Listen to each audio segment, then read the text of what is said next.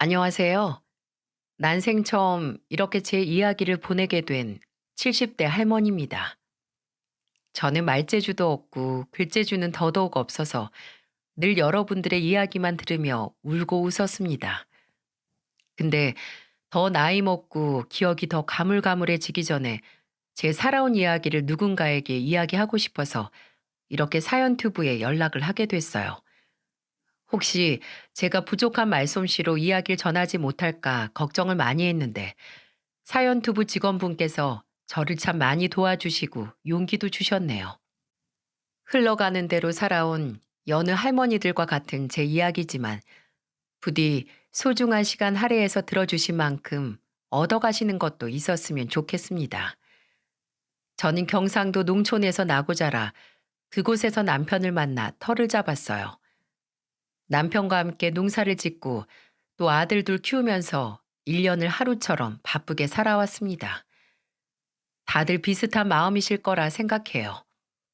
하루하루 오늘만 버티자 하면서 살아오다가 자리도 잡고 애들도 좀 크고 나서 숨 돌릴 틈이 생긴 다음에 뒤돌아보면 언제 이렇게 흘러왔나, 언제 이렇게 팍 늙었나 하고 한숨만 나오죠.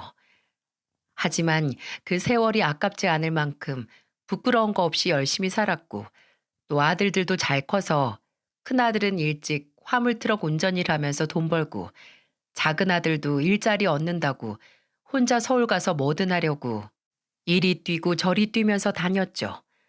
그러다 큰아들이 20대 후반일 때 결혼을 하겠다고 하더라고요. 저나 남편은 늘 큰아들이 절에서 장가를 갈 수 있을까 했거든요. 아니, 큰아들이 어디 부족하거나 한 건 아니었어요. 책임감도 있고 주변 사람 잘 챙겨서 평판도 좋았습니다.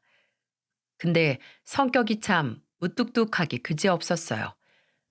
말수도 없어서 어느 아가씨가 저 녀석 재미없는 성격 참아주면서 살까 생각했었죠.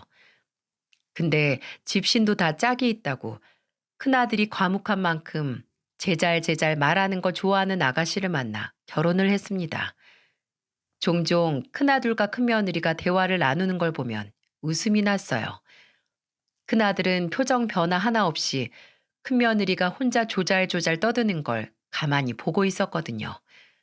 그게 웃기기도 하면서 절에서 대화가 되나 싶어서 큰며느리에게 답답하지 않냐고 물은 적이 있습니다. 근데 큰며느리는 크게 웃더니 이렇게 말을 하더군요. 아, 어머님, 저희는 이게 대화하는 거예요. 제가 이렇게 말이 많은데 남편까지 많았어 봐요. 둘 다 서로 내가 말한다고 막 싸움 났을걸요? 남편은 그냥 가만히 제 말만 듣고 있으면 돼요. 마치 짝을 만난 양말 한 쌍 같았네요. 금술도 참 좋고 보고 있으면 마냥 웃음이 났어요. 너무 잘 어울려서 말입니다. 한 가지 걱정이 있다면 애가 빨리 생기지 않았다는 거죠. 결혼하고서 따로 계획을 세우거나 하지 않고 생기는 대로 낳고 싶다고 했는데 몇 개월이 지나고 1년이 지나서도 소식이 없어서 큰며느리가 병원을 가봐야 하나 하기도 했습니다. 저는 다 때 되면 생긴다고 젊으니까 걱정 말라고 조급하면 더 안 생긴다. 마음 편하게 먹으라고 했었죠. 그리고 정말 때가 돼서 드디어 큰며느리가 임신을 했습니다. 결혼하고 2년이 지났을 때였죠. 임신 석 달 차부터 큰며느리는 애한테 입힐 옷이나 신발이나 애들 장난감 인형 같은 걸 사더군요. 제가 아직 아들인지 딸인지도 모르는데 벌써부터 사냐고 하니 큰며느리는 느낌이 뭔가 딸 같다고 확실하다고 했습니다. 그리고 또 본인이 딸을 원하기도 했고요. 그래서 늘 예쁜 딸 이름을 생각하곤 했죠. 저는 꼭 큰며느리가 원하던 딸을 낳길 바랬습니다. 누구를 닮든 좋으니 손녀를 낳고 그렇게 오래 기다리던 행복을 누리며 살길 사무치게 기도했어요. 하지만 야속한 하늘은 제 기도를 들어주지 않았습니다. 이때부터 제 불행이, 아니, 제 가족의 불행이 시작된 거나 다름없었죠. 하루는 그냥 불현듯 애들 생각이 나서 큰아들에게 전화를 걸었어요. 잘 지내나, 며느리 몸 상태는 괜찮나, 안부도 물을 겸해서요. 여보세요, 호성아. 아, 어머님 저예요. 어머, 왜 네가 받니? 호성이는? 남편 지금 운전 중이에요. 어디 가니? 아, 그게 남편 친구 아버지께서 돌아가셔서 거기 장례식장 가고 있어요. 큰아들 휴대전화로 건 전화인데 큰며느리가 받아서 무슨 일인가 했더니 급하게 다른 지역에 있는 장례식장에 가고 있다고 하더군요. 들어보니 저도 올해 이름을 알 만큼 큰아들과 각별히 친했던 친구의 부친상이었죠. 근데 큰아들이 가는 거야 문제가 없지만 아무래도 임신한 며느리가 장례식장에 가는 게 괜히 찜찜하더라고요. 미신이긴 하지만 사람 마음이 괜히 불편하잖아요. 저는 너 이제 6개월인데 몸 무겁지 않냐고 같이 가도 괜찮냐고 물었고 큰며느리는 걱정 마시라고 큰아들과도 많이 친했던 친구라서 본인도 일면식이 있는 사이라고 꽤 친했었다고 하더군요. 그래서 그냥 잘 다녀오라고 무리하지 말라고 하고 끊었습니다. 그리고 6, 7시간 정도 흘렀을까요? 밤에 자다가 연락을 받았습니다. 큰아들이 그리고 큰며느리가 아직 빛도 보지 못한 제 손주에게 차 사고가 났다고 말입니다. 고속도로 가드레일에 박은 차가 전복됐고 큰며느리는 사고 현장에서 구급차가 오기 전에 즉사를 했다고 하더군요. 그리고 큰아들은 즉사는 아니지만 온몸에 참혹한 사고의 흔적을 달고 의식도 차리지 못했습니다. 그렇게 일주일 후 큰아들마저도 제 곁을 떠나게 됐어요. 하늘에 빌었습니다. 아니, 일주일 먼저 간 큰며느리에게 빌었습니다. 하지만 끝내 큰아들은 큰며느리와 세상에 태어나 수만 번 못 쉬어본 손자를 따라갔죠. 지 아내를 혼자 보낼 수 없어서 책임감 있는 우리 아들이 어쩔 수 없이 따라간 거라고 그렇게 생각을 했습니다. 가슴에 커다란 구멍이 뚫린 것 같았네요.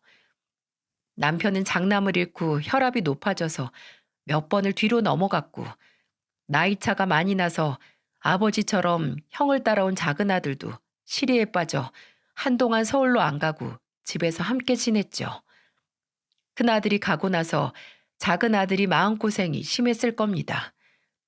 슬픈 것도 슬픈 거지만 그전에는 지 형이 저희와 가까운 곳에 살면서 저랑 남편을 챙겼는데 이제 자식 노릇 혼자 해야 하니 얼마나 부담스러웠겠어요? 아마 그래서 일찍 결혼한 것일 겁니다. 작은 아들은 이삿짐 센터 일을 시작한 20대 중반에 일찍 장가를 갔거든요. 물론 쥐짝 찾아서 빨리 간 것도 있겠지만 빨리 정착하고 싶은 마음이 있었을 거예요. 나중에 작은 아들이 결혼하고 나서 제게 아무래도 형이 가고 나서 본인이 혼자 어머니하고 아버지 챙겼는데 본인도 옆에서 누군가가 챙겨줬으면 해서 빨리 결혼한 거라고 하더군요. 작은 며느리는 그 당시 작은 아들과 마찬가지로 20대 중반, 어리디 어린 나이여서 제대로 사회생활 하지도 못하고 가정을 먼저 꾸린 거였어요. 또 애도 일찍 생겨서 결혼하고 나서 1년 지나기 전에 첫애를 임신했었죠. 아마 작은 아들의 결혼과 며느리의 임신 소식이 큰아들 내가 그렇게 가고 나서 처음으로 저희 가족에게 생긴 기쁜 일이었을 거예요. 그 사고 이후 웃음소리 한 번 나지 않던 저희 집에 새로운 식구가 생기면서부터 조금씩 햇볕이 드는 것 같았습니다. 하지만 그 따사로운 햇볕이 영원하지 않았죠. 몇 년 지나지 않아서 다시 그늘이 생기기 시작했습니다.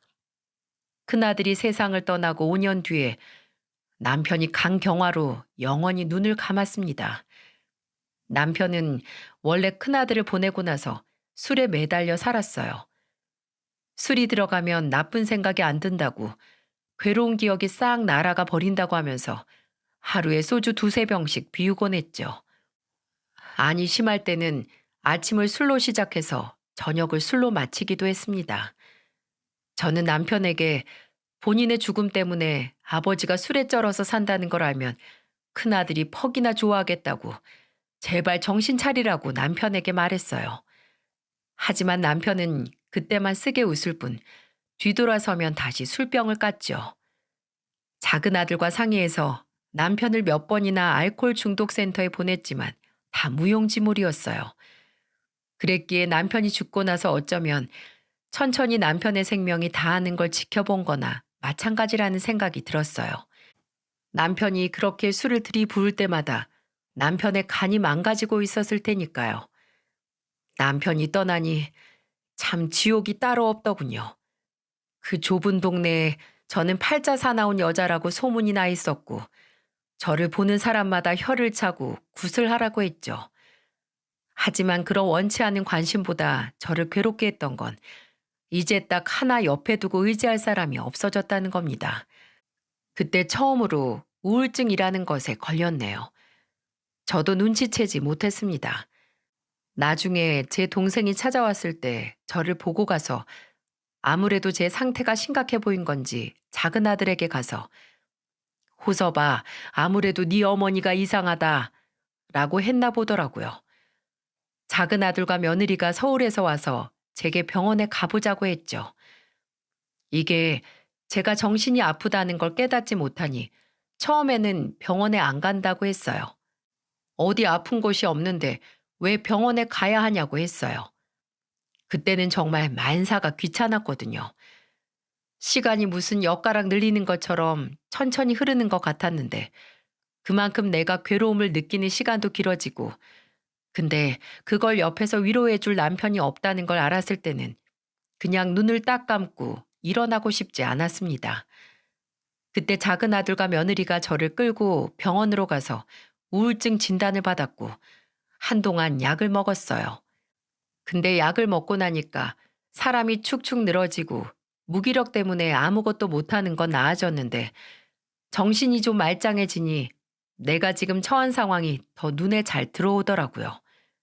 그때 저는 간이 망가지는 와중에도 목구멍으로 술을 때려 부었던 남편의 심정이 조금은 이해가 됐습니다. 이래서 이랬구나. 이래서 그랬어. 그냥 아무것도 느끼고 싶지 않아서 그렇게 술을 먹었던 거구나. 불쌍한 사람 하고 혼자 남은 집에서 사무치게 울었습니다. 그러다가 작은 아들이 찾아와서 그러더군요. 서울로 가자고. 아버지도 없는 곳에 혼자 있지 말고 지들이랑 같이 살자고 합디다. 참 미안하더군요. 얼마나 제가 딱해 보이고 혼자서 제대로 못 사는 것처럼 보이면 합가를 하자고 할까. 내가 참 엉망이긴 한가 보다 하는 생각이 들었어요. 근데 저도 더 이상 혼자 그 집에 남아있고 싶지 않아서 염치불구하고 작은 아들과 며느리와 함께 살아야겠다 결정을 내렸습니다. 집을 판 돈과 남편의 보험금을 합쳐서 서울의 더 넓은 집으로 이사를 갔어요. 그때 며느리가 둘째 손주를 낳아서 아무래도 방이 더 필요했거든요. 그때 며느리에게 참 고마웠죠. 작은 아들이야 내 자식이니 그럴 수 있다 쳐도 며느리에게 저와 함께 산다는 게 여간 힘든 일이 아니었을 테니까요. 그래서 애들을 위해, 특히 며느리를 위해 뭔가 도움이 되고 싶었습니다. 제가 크게 해줄 건 없고 남은 건 이 몸뚱어리뿐이니 뭐든 해주고 싶었죠. 그래서 하루는 며느리에게 물었습니다. 예, 경이야. 너는 뭐 하고 싶은 거 없니? 네? 하고 싶은 거요? 뭘요? 아니, 네가 좀 어릴 때 결혼했니?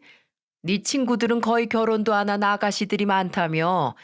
너도 만약 지금 결혼도 안 하고 애도 없었으면 뭐 하면서 살았을까 생각한 적 없어? 제 집요한 물음에 한참을 생각하던 며느리는 끝내 예전에 미술을 배워보고 싶었다는 이야기를 하더군요. 며느리가 원래 그림을 잘 그리긴 했어요. 손주들에게 그림을 그려줄 때마다 보면 무슨 동화책에 나오는 그림처럼 수준급의 그림을 그려내곤 했습니다. 그때는 딱히 배운 게 아니라 타고난 실력으로 끄적거린 건데 만약 기회가 있었다면 본격적으로 배워서 옷 같은 걸 디자인하는 일을 해보고 싶었다고 하더군요. 그 얘기를 들은 저는 작은 아들과 상의를 해서 며느리에게 손주들이나 집안일은 이제 내가 알아서 할 테니 학원에 다니든 야간 대학에 가든 하고 싶은 일을 하라고 말했습니다. 인생이 참 징그럽게도 긴데 이대로 하고 싶던 걸 포기하고 살긴 억울하지 않겠냐고 했어요.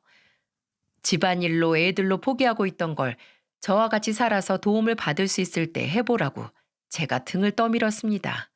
처음에는 뭐 이제 와서 공부냐고, 됐다고, 안 한다, 그냥 해본 말이다 하던 며느리도 저하고 작은 아들이 계속 부추기니 어느새 학원을 알아보고 있더라고요.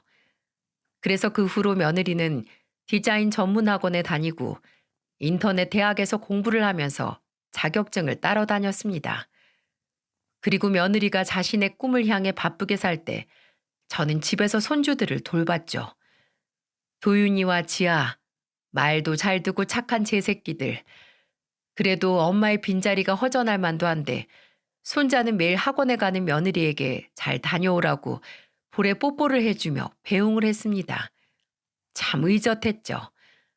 엄마에게 가지 말라고 떼쓸 만도 한데 그런 적이 없으니 종종 할머니가 있어서 괜찮다고 했는데 그 말을 들을 때마다 괜히 제 코끝이 시큰거렸습니다.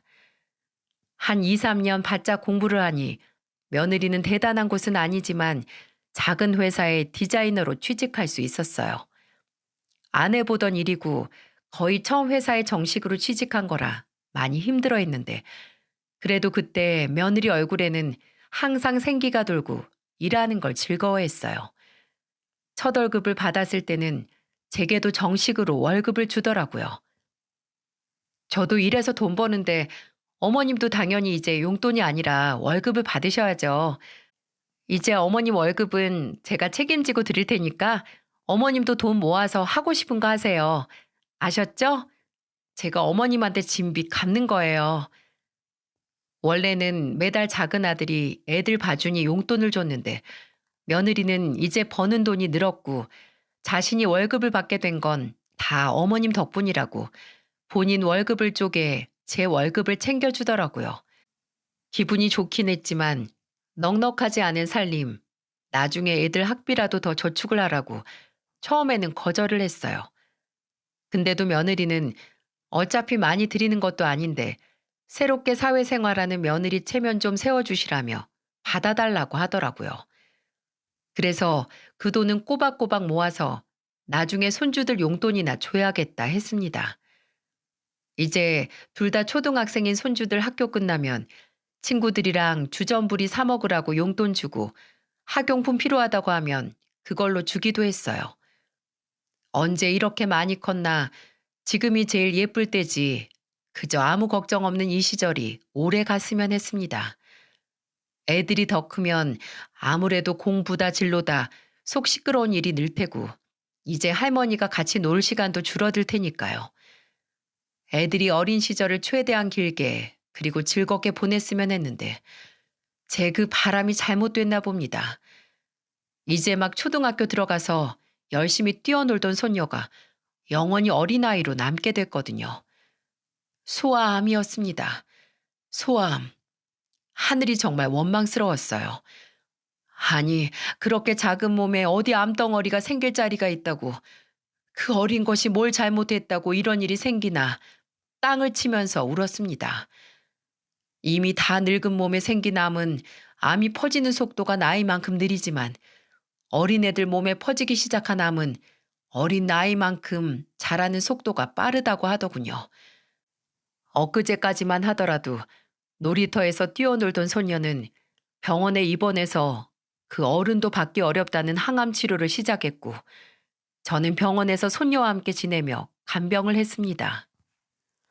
할 수만 있다면 제 남은 생명을 손녀에게 주고 싶었어요.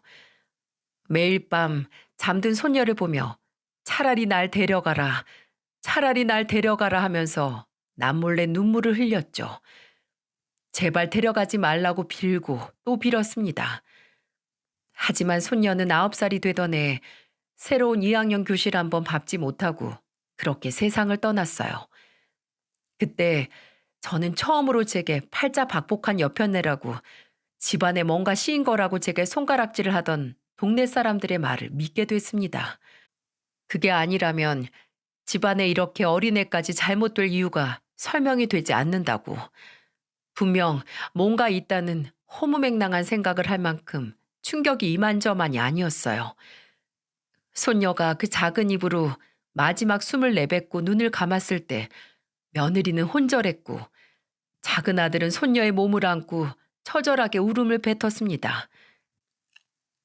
지아야, 눈 좀 떠봐. 아빠야, 아빠 왔으니까 제발, 제발 눈 좀 떠봐. 지아야, 지아야. 새끼 잃은 부모 심정 누구보다 제가 잘 알죠. 그래서 제발 제 아들과 며느리는 겪지 않았으면 했습니다. 세상에 아무리 나쁜 사람이라도 겪으면 안 되는 경험이 바로 자식의 죽음일 테니까요. 그렇게 손녀가 떠난 집안은 마치 하루 종일 땅거미가 내려앉은 것처럼 착 가라앉아서 한동안 누구 하나 쉽게 입을 열지 못했습니다. 저도 저지만 작은 아들과 며느리는 거의 산송장이나 다름이 없었어요. 아침에 일어나서 출근을 하고 밥을 먹긴 하지만 사는 게 아니었죠. 그리고 손자는 방 안에서 아예 나오질 않더군요.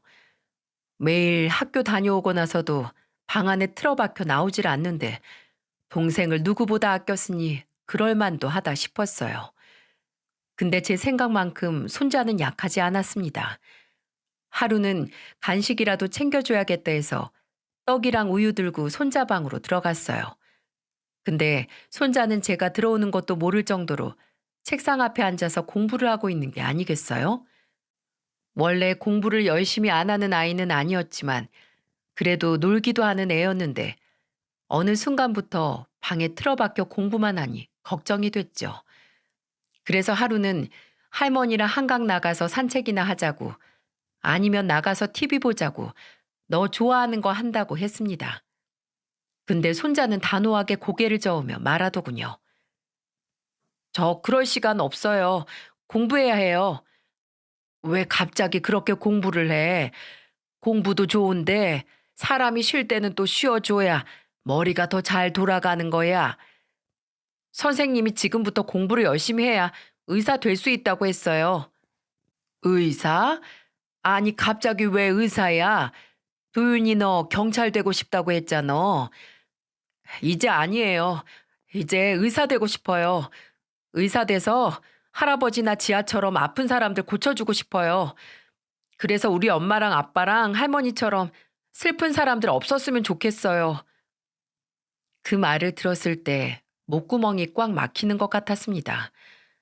곧 중학교에 들어갈 나이이긴 하지만 그래도 어린 게 지금까지 혼자 얼마나 마음고생을 했을까 싶어서 저는 그 자리에서 손자를 끌어안고 아유 내 새끼, 아유 불쌍한 내 새끼 하면서 한참을 울었습니다. 그리고 그 일을 작은 아들과 며느리에게 전하며 말했습니다. 너 내 마음은 알겠는데 계속 이렇게 살 수는 없어. 도윤이 의사 되겠다더라. 그 어린 것도 나중에 먼저 간 불쌍한 지동생 같은 사람들 돕겠다고 의사 된대. 우리 도윤이를 봐서라도 더 열심히 살아야 해. 이제 도윤이 보고 살아. 지 동생 생각해서 의사 되겠다는 도윤이 생각해서 우리 참고 살자. 어? 그때부터 작은 아들도 며느리도 계속 수심에 잠겨서 살 수 없겠다 싶었는지 집에서도 좀 웃고 손자 데리고 나가서 바람도 쐬더라고요. 다행이죠. 다시 살 힘이 생겼으니 말입니다. 그 후로 작은 아들은 원래 몸담아 일해왔던 곳을 떠나 독자적으로 사무실을 차려 이삿짐 센터 사업을 이어나갔고 며느리도 돌아간 회사에서 디자이너로 오래 일을 했어요. 그리고 손자도 매일 학교, 학원 독서실을 다니면서 열심히 공부를 했고요. 참 제가 봐도 독하다 싶을 만큼 공부를 했습니다. 얼마나 오래 책상에 앉아 있었으면 엉덩이에 종기가 났겠어요. 한창 클 때 성장통 때문에 진통제를 먹으면서도 공부를 게을리하지 않았죠. 그리고 끝내 손자는 우리나라에서 이름난 의대에 들어갔습니다. 합격 발표가 나고 다음 날 저희는 다 같이 손녀가 있는 납골 땅에 갔어요. 손녀는 땅에 묻지 않고 며느리 바람대로 집에서 제일 가까운 납골 땅에 안치했거든요. 거기서 손자는 손녀의 사진 옆에 대학교 합격 증서를 접어서 놔주고 드디어 의대에 붙었다고 이제 의사 될 거라고 하면서 오랫동안 울었습니다. 손자는 제게 동생이 본인을 의대에 보낸 거나 다름없다고 했고, 저도 그 말이 맞다고 생각을 했어요. 지난 6, 7년 동안 손자가 이를 악물고 공부를 할 수 있는 절박함은 다 동생에 대한 그리움에서 왔을 테니 말입니다. 손자의 의대 진학은 손자의 목표이기도 했지만 가족 전체의 목표이기도 했어서 손자가 의대에 붙은 다음 가족들 모두 마치 큰 산 하나 넘은 것처럼 뿌듯해 했어요. 근데 손자는 가장 정신없이 살았던 고3 때보다 더 바빠졌습니다. 그때보다 얼굴 보기가 더 힘들었어요.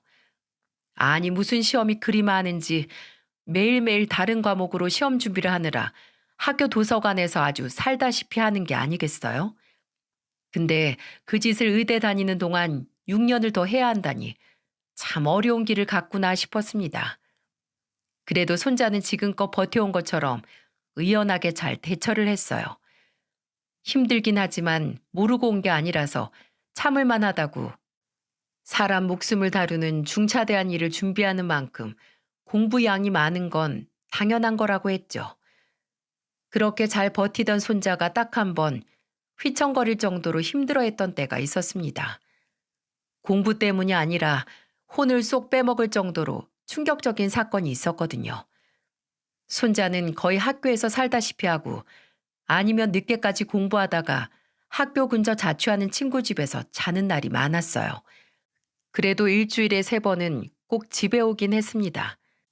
할머니가 손자 얼굴 잊어버리면 안 되지 하고 와서 밥 먹고 가고, 제가 그 당시 당뇨 증세가 있었는데 약 잘 먹고 있나 확인도 했고, 또 다리도 주물러주고 파스도 붙여주고 가기도 했어요. 그날도 오랜만에 손자가 집에 왔던 날이었죠. 아마 오후 6시, 7시 정도 됐을 겁니다. 갑자기 초인종 소리가 나서 나가봤더니 여자가 하나 서 있더라고요. 50대 정도 됐을까? 생전 처음 보는 사람이었는데 낯선 사람의 방문보다 그 사람의 얼굴 표정 때문에 당황을 했습니다. 무슨 일인지 세상에 불만 많은 얼굴을 하더니 문을 열자마자 다짜고짜 제게 이렇게 말했거든요. 여기 박경희 그 여자 집이죠? 박경희는 제 며느리 이름이었어요. 근데 저는 잔뜩 성이 난 여자 앞에서 맞다고 대답하기보단 의아해하며 물을 수밖에 없었죠. 누구신데 그러시죠? 뭐 때문에 오셨어요? 맞나 보네. 아니라고 안 하는 거 보니까. 박경이 어디 있어요? 나 오늘 그 여자 만나서 단판 지어야 할 게 있어서 왔어요. 안에 있어요? 야, 박경이. 박경이 너 나와. 여자가 갑자기 고래고래 소리 지르면서 며느리 이름을 부르자 주방에 있던 손자도 어리둥절한 표정으로 나왔죠.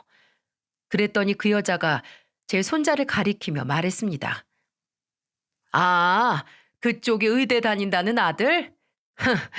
지 아들이 의대 다닐 동안 내 자식들 눈에서는 피눈물이 났는데 이 미친년 어딨어요? 박경이 지금 어디 있냐고? 아니, 다짜고짜 이게 무슨 경우예요? 왜 왔는지 그 이유부터 말하라니까요. 그래 못할 거 없죠. 이 집 박경이란 여자가 내 남편이랑 회사에서 눈 맞아서 바람이 났어요. 이 집 며느님이 애 셋이나 있는 유부남 꼬셔서 연애를 하신다고요. 나 이거 절대 못 넘어가. 박경이 나오라 그래. 박경이 어딨어? 모르는 여자가 남의 집을 돌아다니면서 문이란 문은 다 활짝 열면서 난동을 부리는데 저는 있던 자리에 꼿꼿이 서서 그대로 굳어 있었습니다. 며느리가 회사에서 바람이 났다니, 그것도 유부남이랑. 충격을 받긴 했지만 처음에 믿어지지 않았죠. 그래도 설마 사실이면 어떻게 하나 하는 생각에 움직일 수가 없었습니다. 안 계시는 거 확인하셨잖아요. 그러니까 나가세요. 이게 무슨 경우입니까? 어르신 계시는데 나가세요. 무슨 말인지는 알겠는데 일단 나가시라고요. 경찰 부르기 전에. 손자가 그렇게 말하며 그 여자를 집에서 내쫓았을 때가 좀 정신이 돌아왔는데, 차마 손자에게 이게 무슨 일이냐고, 정말 네 엄마가 그랬을 것 같냐는 말이 떨어지질 않더군요.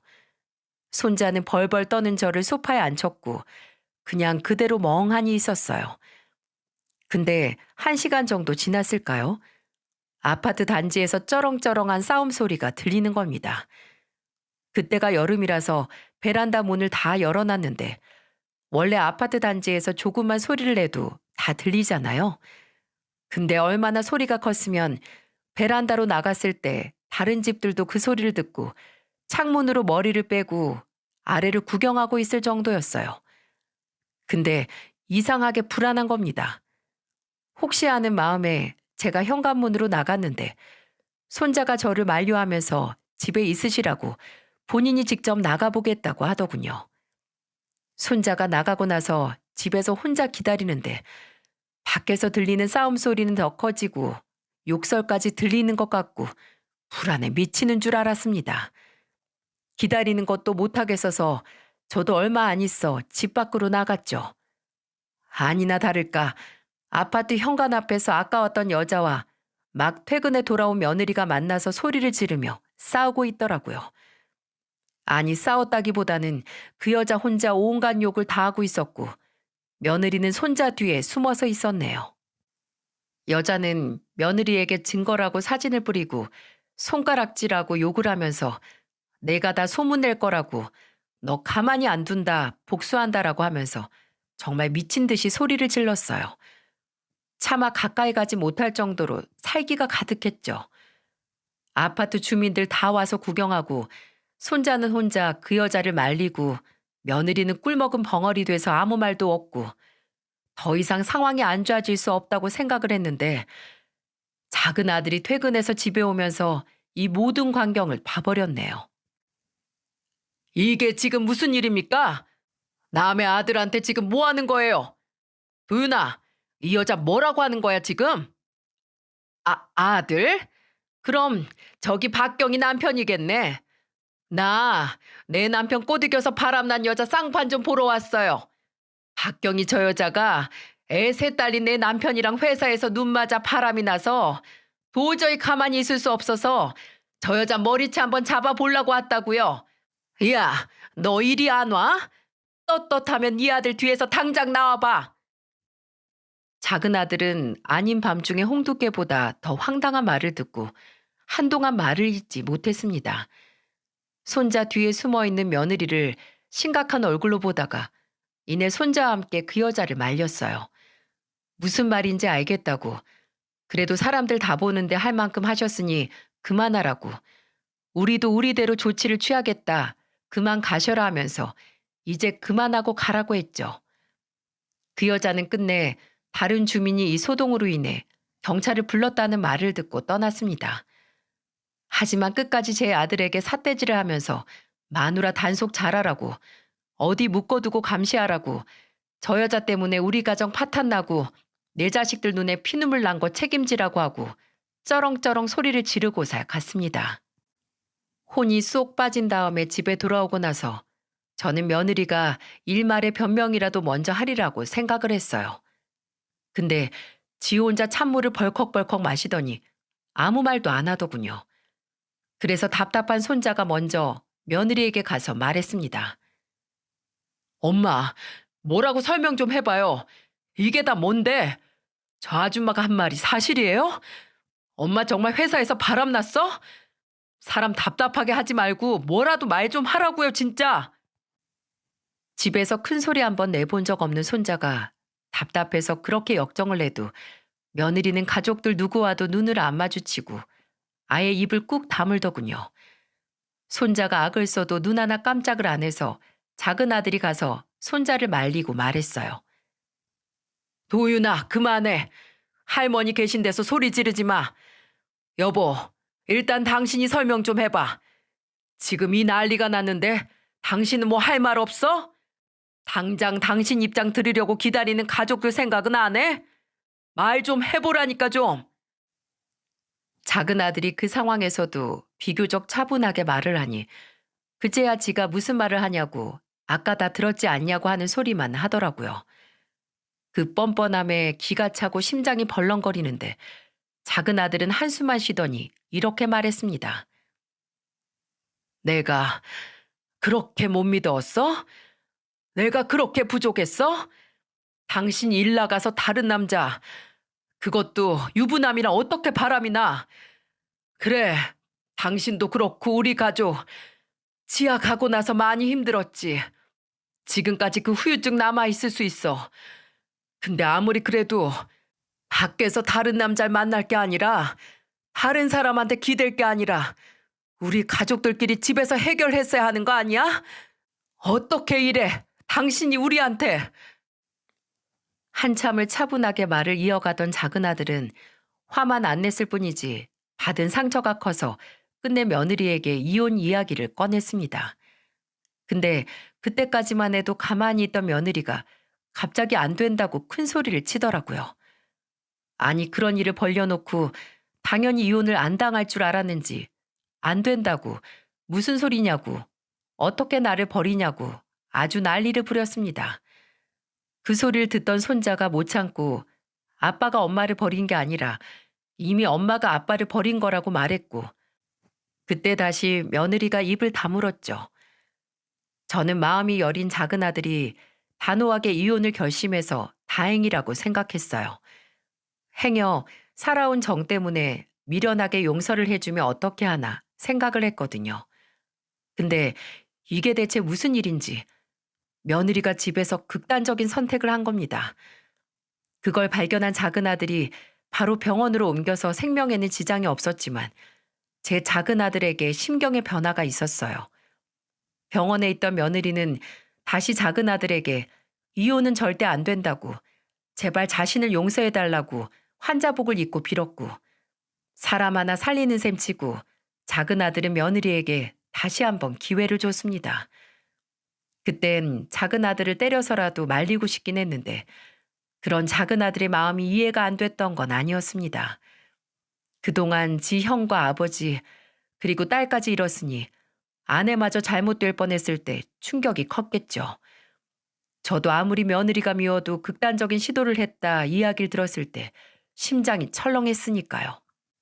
작은 아들은 제게 죄송하다고 못난 결정인 걸 알지만 사람은 살려야 하지 않겠냐고 하며 용서를 구했고 저는 다는 아니더라도 작은 아들의 선택을 이해했기에 받아들였습니다.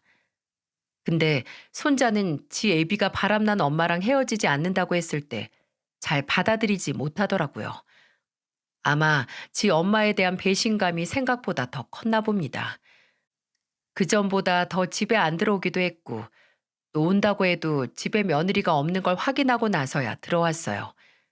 제가 네 애비가 내린 결정이니까 그냥 우리도 받아들이자. 사람이 살면서 다 실수한다고 말했을 땐 본인도 알지만 마음처럼 쉽지 않다고 고개를 떨구더군요. 그저 안쓰러웠습니다. 부모의 모자람 때문에 마음 고생하는 손자가 그저 안타까웠어요. 물론 저도 며느리를 그전처럼 대하는 게 쉽지 않더군요. 하지만 며느리를 대하는 마음가짐은 달라졌을지라도 그리 티를 내진 않았어요. 한 지붕 아래 살면서 마냥 미워하는 마음만 키우면 제 속만 병드는 길이니까 며느리를 집안에 있는 가구 내지는 전자제품처럼 생각을 했습니다. 당연하게 집안에 한 자리 차지하고 있지만 내가 사용을 안 하면 쳐다보지 않아도 되는 그런 존재로 말이죠. 근데 기회도 다 그 기회를 받을 만한 사람에게 가야 하는 법이죠. 며느리는 그 기회를 얻을 자격이 없는 사람이었어요. 작은 아들이 며느리를 용서하고 3년 뒤에 일이 터졌어요. 이삿짐 센터를 운영하던 아들이 작업을 하다가 지게차 위에서 추락을 해서 먼저 떠난 가족들 곁으로 가고 말았습니다. 참 거짓말 같으시죠? 이 모든 이야기가 거짓말이라면 얼마나 좋겠습니까? 그럼 제 남편도 큰아들도 큰며느리도 그리고 얼굴 한번 보지 못한 큰손주와 손녀딸, 작은 아들까지 지금 제 곁에 있을 테니까요. 작은 아들마저 그런 사고로 제 곁을 떠났을 때 어쩌면 남편이 죽은 다음에 정말 동네 사람들 말처럼 굿을 했어야 했다고 내가 괜히 자존심 때문에 그 말을 무시해서 이렇게 된 거라는 생각에 참으로 괴로웠습니다. 그냥 다 제 잘못 같고 그렇더라고요. 손자는 몇 년에 걸쳐서 끝나지 않는 이별에 허무해했고 며느리도 참 많이 힘들어하긴 했습니다. 작은 아들을 다른 가족들이 다 있는 묘자리에 묻었을 때 그 앞에서 미안하다고 하면서 오랫동안 울었어요. 아무래도 작은 아들이 떠나기 전에 그런 아픔을 줬다는 것에 죄책감을 느꼈겠죠. 그런데 그 죄책감은 참 찰나였습니다. 작은 아들을 보내주고 집으로 돌아와서 며칠 지나지도 않고 제가 작은 아들 물건을 정리하고 있을 때 며느리가 제게 와서 이런 소리를 했거든요. 어머님, 근데 언제 나가실 거예요? 처음에는 그게 무슨 소린가 했습니다. 혹시 제가 그날 무슨 약속이 있다고 했나? 어딜 나간다고 했었나 기억을 되짚다가 며느리에게 무슨 말이냐고 내가 어딜 가냐고 물었어요. 그랬더니 며느리가 너무 태어난 얼굴로 이렇게 말하는 게 아니겠어요? 어머님도 이제 나가서 사셔야죠. 이제 여기가 어머님 아들 집도 아닌데 저 이 집 팔고 도윤이랑 이사 갈 거예요. 제가 그 황당한 말에 뭐라 말하기도 전에 옆에서 같이 물건을 정리하고 있던 손자가 말했습니다. 엄마, 갑자기 무슨 소리예요? 할머니가 왜 나가? 그리고 갑자기 무슨 이사야? 아빠 간지 얼마나 됐다고? 엄마는 이 집 나가고 싶어. 여기서 지아도 그렇게 되고 네 아빠도 그렇게 됐는데 내가 이 집에 붙어 있고 싶겠니? 어머님, 저 좀 새 출발하고 싶어요. 아파트에서도 사람들이 저보고 수군거려요. 어린 딸 보내고 나서 이제 과부 됐다고 수군거린다고요. 예, 너 말은 똑바로 해라. 사람들이 수군거리는 거 네가 과부라서가 아니라 몇 년 전에 바람나서 그 요란을 떨어서 아직 사람들이 네 얼굴 기억하고 있는 거야. 참나, 왜 지난 얘기는 꺼내세요? 아무튼 저는 이제 이 동네 떠날 테니까 어머님도 어디 살 곳 알아보세요. 남편이 남기고 간 이 집 팔아서 저도 새 인생 살아야죠. 이 집을 왜 너한테 남겨줘? 호섭이가 언제 그런 말을 했어? 그 일 있고 나서 이 집 명이 호섭이 단독 명이 되고 호섭이가 도윤이한테 준다고 했는데 사실 며느리가 바람을 피우고 작은 아들이 그걸 용서해주면서 그전에는 작은 아들과 며느리 명의였던 아파트를 아들의 단독 명의로 바꾸고 그 후에 그 집에 대한 상속권자를 손자로 했거든요. 며느리는 그때 일단 작은 아들에게 용서를 받는 게 우선이라서 용서받는 조건을 받아들였죠. 제가 그 일을 따지니 며느리가 좀 당황해서 말을 더듬더니 또 너무 뻔뻔한 얼굴로 그러는 겁니다. 네, 맞아요. 그러니까 이제 제 아들 거잖아요. 어머니 명의도 아니고 제 아들 도윤이 명의. 그러니까 팔아서 제 아들하고 살지 구한다고요. 너는 정말 그러고 싶으냐? 호섭이 아직 억울해서 눈도 제대로 못 감았을 텐데 이러고 싶어? 날 기어이 쫓아내야 속이 시원하겠냐? 저 모진 사람 만들지 마세요. 어머님 돈 없는 것도 아니잖아요. 예전에 제가 꼬박꼬박 챙겨드렸던 월급도 있고 돌아가신 아버님 보험금도 거의 그대로 있지 않아요? 그 돈으로 충분히 어머님 혼자 살 집 얻을 수 있어요. 아니면 급한 대로 어머님 동생분 댁으로 가시던가요. 거기가 어디라고 했지? 수원인가? 여기서 택시 타고도 금방 가겠네요. 여기요. 이미 10년도 더 전에 끊긴 그 월급을 운운하며 말을 하던 며느리는 갑자기 지 지갑에서 5만 원짜리 한 장을 꺼내 제 앞에 던지듯 주더군요. 그리고 이걸로 편하게 택시 타고 가세요. 제가 이 정도 교통비는 드릴게요. 이제 저도 혼자 살아야 하는데 허리띠 바짝 조여야 하잖아요. 저는 허무한 눈으로 눈앞에 떨어진 돈을 바라봤습니다. 그래요. 며느리는 저와 피를 나눈 가족은 아니죠. 하지만 그래도 10여 년을 가족으로 살았습니다. 근데 아들이 없다고 이제 시어머니가 아니니 당장 나가라고요? 심지어 그때가 겨울이었습니다. 겨울. 한파가 온 날씨에 저를 쫓아내겠다는 거였어요. 참 인간이 이리 무섭습니다. 밑도 끝도 없이 잔인해질 수 있는 게 바로 인간이었어요. 그것도 한때는 가족이라는 사람이 말입니다. 근데 제가 차마 그 돈을 줍지도 그렇다고 찢지도 못할 때 옆에 있던 손자가 그 돈을 주워서 구기더니 며느리에게 있는 힘껏 던지더라고요. 며느리도 가만히 있던 손자가 그럴지는 몰랐는지 놀라서 소리도 못 내고 눈만 크게 뜨고 손자를 보고만 있었죠. 당신 제정신이야? 당신이 뭔데 할머니를 쫓아내? 당신이 뭔데?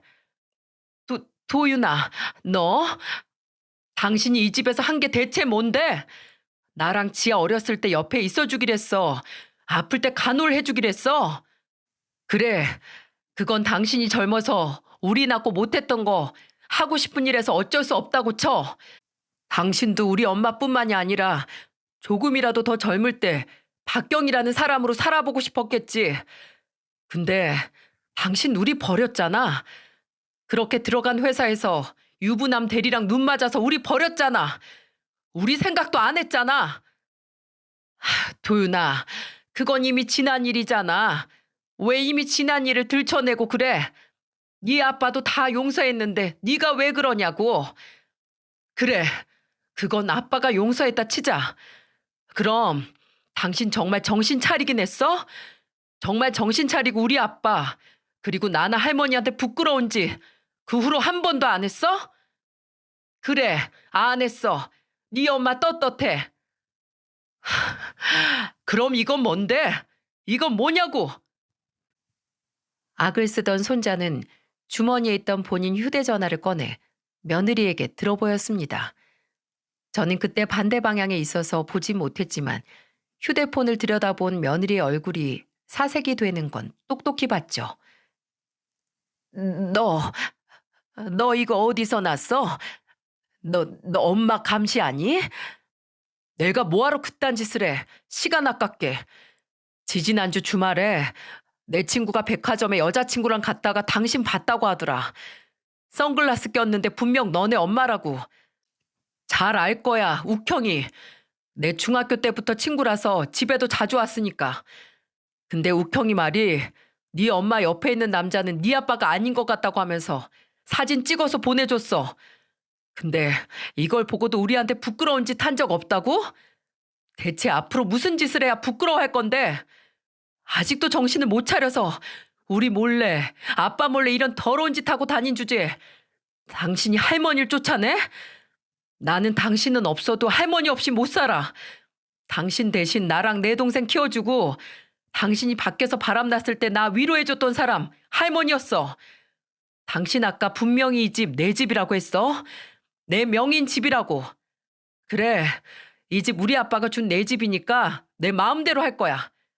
당신 소원대로 이 집 팔아서 나는 할머니랑 둘이서 살 집 알아볼 테니까 당신도 당신 알아서 새 출발을 하든 연병을 하든 해. 제발 이제라도 우리 인생에서 나가. 그렇게 한바탕 쏟아낸 손자는 제 손을 잡고 집을 나갔습니다. 손자는 행여 그 집에 제가 계속 있다간 엄마가 또 무슨 짓을 할지 모른다면서 일단 수원에 있는 이모 할머니 댁에 가 계시라고 하더군요. 그래서 저는 한동안 제 동생 집에서 지냈습니다. 그리고 정말 손자는 그때 했던 말처럼 집을 팔고 이사를 할 새로운 집을 알아보러 다녔고요.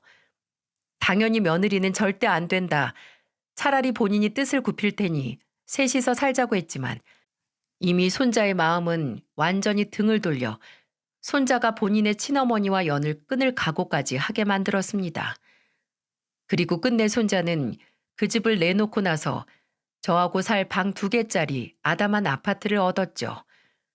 그리고 며느리는 아마 이 얘기를 들으신다면 여러분도 학을 떼실 겁니다.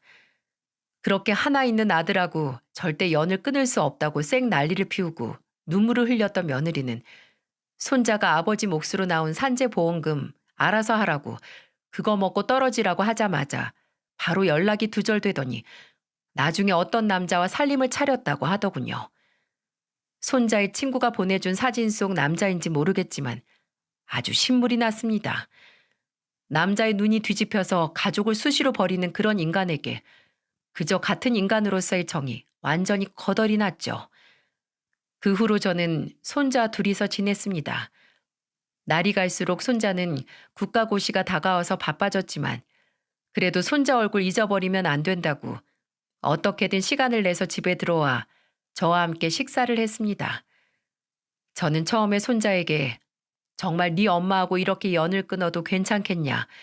그래도 이건 좀 아닌 것 같다고 말을 해봤는데 손자는 더 이상 이야기를 꺼내지 말라고 단호하게 못을 박으며 이미 몇 년 전 며느리가 바람이 났을 때 자신은 며느리를 엄마로 생각 안 했다고 그저 아빠가 용서를 했으니 참았던 거라고 하더군요. 제 생각보다 그 당시 손자에게 났던 상처와 감정의 골은 더욱 심했습니다. 물론 그 후로 몇 년 뒤에 며느리가 먼저 손자에게 연락을 해왔습니다. 목마른 인간이 우물 판다고 하잖아요. 며느리는 목이 말라서 당장 죽음을 앞뒀을 때야 지 자식을 찾더라고요. 그것도 손자에게 미안하고 보고 싶어서 찾아갔던 게 아니라 다 지가 아쉬워서 왔던 거였죠. 하루는 집에 온 손자가 갑자기 이사를 가야 한다고 하더군요. 제가 무슨 말이냐고 했더니 그 당시 손자는 국가고시에 합격한 뒤 면허를 따고 나서 바로 군의관으로 군대를 갔거든요. 근데 대체 어디서 알아낸 건지 손자가 있던 근무지로 며느리가 찾아간 거예요. 몇 년 만에 아들을 만나기 위해 온 며느리는 잘 지냈냐, 어디 아픈 곳은 없냐 묻기도 전에 손자에게 다짜고짜 본인이 암이라고 혈액암인데 아는 병원 좀 소개시켜줘라. 네 아는 선배나 교수가 있는 병원 갈 수 있냐고 물었답니다. 도윤아, 엄마가 이번에 보험이 많이 안 나왔어. 뭘 잘못 든 건지 생각만큼 안 나온다고 하더라고. 엄마 살 빠진 거 보이지? 이렇게 아픈데 엄마가 어떻게 혼자 지내겠어? 할머니가 신경 쓰이면 엄마가 잘 말할 테니까 일단 엄마 병원 알아보고 나서 어떻게 할지 좀 의논하면 안 될까? 뻔뻔하게 그지없는 며느리의 말에 손자는 단박에 며느리를 쫓아냈다고 합니다. 나는 이미 당신 없이 잘 살았고 앞으로도 잘 살 거라고. 내 부모는 이제 할머니뿐이니 당신도 아들 없는 셈 치고 알아서 살라고 하고 쫓아냈다고 하더군요. 그리고 그렇게 단호하게 며느리를 쫓아냈지만 끈질긴 지 엄마가 지까지 쫓아올까 싶어 제게 이사 얘기를 꺼낸 거고요. 얼마나 놀라고 아주 치가 떨렸으면 얼굴이 허옇게 질려서 말하는데 너무 안쓰러웠습니다. 당장 손자의 말대로 이사는 가지 않았어요. 손자 근무지 문제도 있었고 그때 제가 무릎도 안 좋아서 바로 가진 못했는데 정말 손자 말대로 며느리가 찾아오긴 했습니다.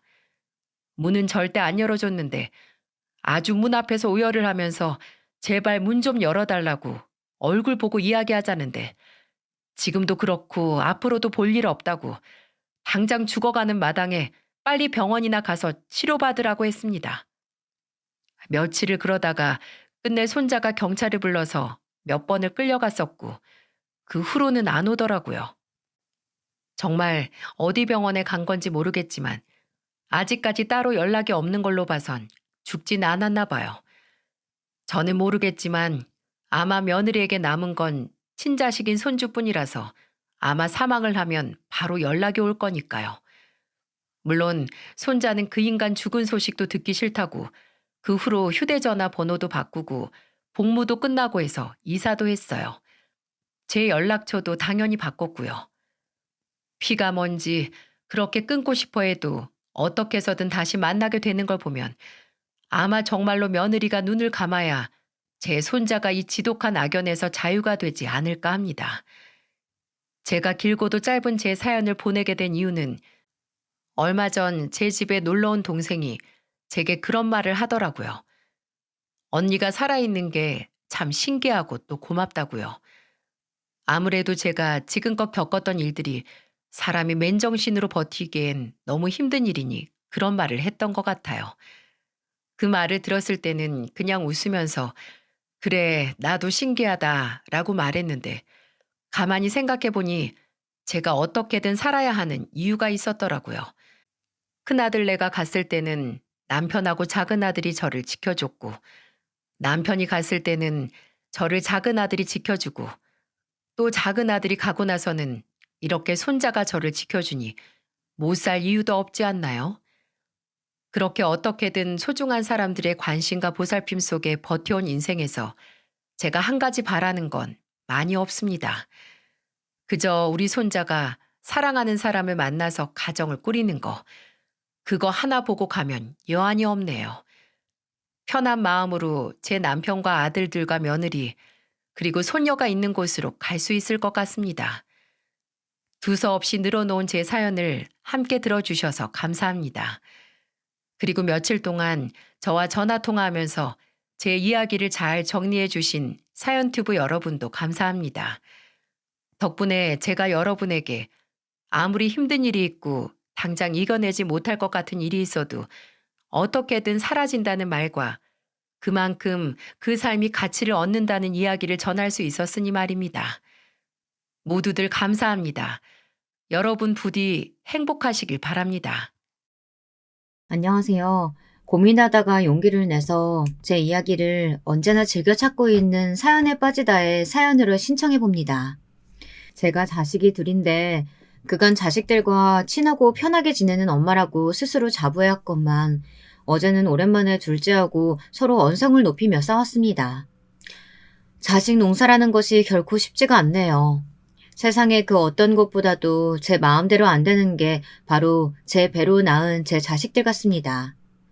제 친정엄마의 심정을 이제서야 조금은 알 것 같달까요? 그렇다고 해도 친정엄마께서 자식 문제로 마음고생하신 거에 비하면 저는 아직 아무것도 아닐 듯 싶네요. 제가 지금처럼 눈가에 자글자글한 주름이 잡히기 이전의 일이었습니다. 저는 남편과 우연히 만남을 가졌다가 그대로 연인으로 관계가 발전하였고 서로 잘 맞아서 시간이 지나자 결혼까지 꿈꾸게 되었습니다. 사실 저는 남편 말고 다른 남자를 주선받기로 했었어요. 그건 남편도 마찬가지였는데요. 상황이 기가 막히게 꼬이게 되면서 잘못 서로를 만났던 거죠. 잘못된 만남이 불러온 특별한 인연이었어요. 그래서 저와 남편은 더욱 서로에게 급속도로 빠져들었던 것일지도 모르겠습니다. 하지만 시댁에서 저는 환영받지 못했어요. 우선은 시어머니께서 저를 마음에 안 들어 하셨거든요. 네 동생은 그렇다 쳐도 너는 장남인데 이러면 안 되지. 네가 집이 있고 땅이 있는데 그렇게 잘난 사내가 만나서 결혼하겠다는 여자가 고작 저런 거야? 우리 집안 장남이 나를 이렇게 실망시켜도 되는 거니? 어머니, 대체 무슨 말씀하시는 거예요? 제가 집이 어디 있고 땅이 어디 있어요. 제가 모르는 부동산이 갑자기 생겨있나 보죠. 왜 없어? 넌 장남이니까 이 집이 훗날 네 집 되는 거고 그리고 조상 땅인지 나발인지 아는 거 왜 그거 있잖아. 저는 또 무슨 말씀하시나 했더니 그런 거였어요? 어머니하고 아버지 집이지 이게 어떻게 제 집이에요. 그리고 그 땅 저희 집에 몫이 떨어질지 장담도 없는데 완전히 기약 없는 이야기인데 그걸 두고 제 땅이라뇨. 그건 아예 말장난도 안 됩니다, 어머니. 진짜 이러실 거예요? 아휴, 그게 아니라 너는 왜 나한테 화를 내고 그러니? 내가 이 이야기까지는 안 하려고 했는데 걔는 어쨌든 아니올시다야. 왜냐면 우리 지역 최고 무당이 정확하게 그렇게 말씀을 하셨다니까. 그러니 어쩔 수 없는 일이야. 뭐라고요? 무당? 어머니 설마 또 그 무당한테 찾아가서 돈 갖다 바치신 거예요? 제가 여태까지 제발 그런 짓 좀 하지 마시라고 간청드린 것까지만 해도 10번은 더 될 겁니다. 그 무당이 대관절 뭐길래 제 결혼을 반대한다는 겁니까? 무슨 상관이 있어서요? 너 그거 그렇게 가벼이 여길 거 아니야. 내가 예전부터 그랬잖아. 그 무당 덕분에 내가 옛날에 큰 화를 당할 뻔했던 걸 면했다고. 보통 용하신 분이 아니야. 네 누나 늦게 결혼한 거랑 결혼하자마자 임신할 것도 그 무당이 기가 막히게끔 다 마치셨다니까? 시어머니께서 저를 반대하시던 큰 사유로는 두 가지가 있었습니다. 첫 번째로는 바로 무당 때문이었죠. 동네에서 그 무당을 신봉하는 무리가 있었는데 시어머니께서 그 안에 포함되어 있었답니다. 그 무리는 모였다 하면 무당의 용함을 논하였고 각자의 시댁과 며느리 등을 욕해 댔어요. 그런 재미로 명맥을 이어가는 모임이었죠. 참고로 제가 이 모임을 정말로 치가 떨리게 싫어했답니다. 가뜩이나 시어머니께서는 각종 미신을 잘 믿으시고 여러 가지 가문이설에 휘둘리며 쉽사리 흥분하시는 분인데 그런 모임 때문에 시어머니의 특성이 더욱 활활 타오를 게 분명했거든요. 무당 핑계를 대셨으니 그건 즉 모임분들도 하나같이 저라는 존재를 반대하는 것에 한몫을 내고 계신다는 것이었어요. 저와 남편은 몹시 난감한 상황이었죠.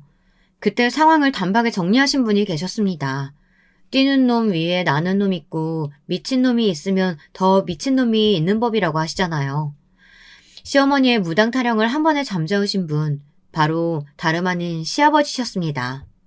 이 정신 나간 예패네야. 내가 서문왕한테 생돈 갖다 바치지 말라고 얼마나 더 떠들어줘야 그 기꾼형에 대해 얘기가 제대로 박히겠어. 기꾼형을 내가 언제 한번 세게 후벼 파줄까? 그러면 귀가 좀 들리려나? 당신 내가 무당집에 다녀온 거 대체 어떻게 알았어요? 안 들키려고 얼마나 철저하게 행동했는데. 물에 빠지면 입부터 가라앉을 우리 집 장남이 말하진 않았을 테고. 설마 그 블레시 같은 게 벌써 당신을 포섭한 거예요? 내가 이래서 걔를 며느리로 안 받으려고 하는 거라고요. 맞춤법도 모르면서 포섭이라는 말은 또 어디서 듣고 배운 거야? 하여간 이 옆에 내가 선무당이 사람 잡는 꼬라지를 언제 한번 제대로 보고 당해야 정신을 차리던가. 그때 되면 집안 돈 다 말아먹겠지. 선무당이 개소리 짓거렸다는 것 때문이라도 나는 이 결혼 허락할 거야. 선무당의 개소리는 하여간 전부 다 안 맞을 테니까. 이 양반이 또 술에 정신을 놓으셨나? 그런 것 때문에 장남 결혼 문제를 결정짓는 게 말이나 돼요? 아휴, 내가 못 살아. 어쩌다 이런 남자랑 결혼을 해가지고 자식을 셋이나 봤는지. 모임에 나가봐도 남자복 가장 없는 여자는 나뿐이야. 갑자기 우는 척을 하고 지랄이야. 서무당 닮아서 거짓 연기하는 걸 배워온 거야 뭐야? 장남 결혼을 서무당한테 맡기는 여편네보다는 내가 정상이야.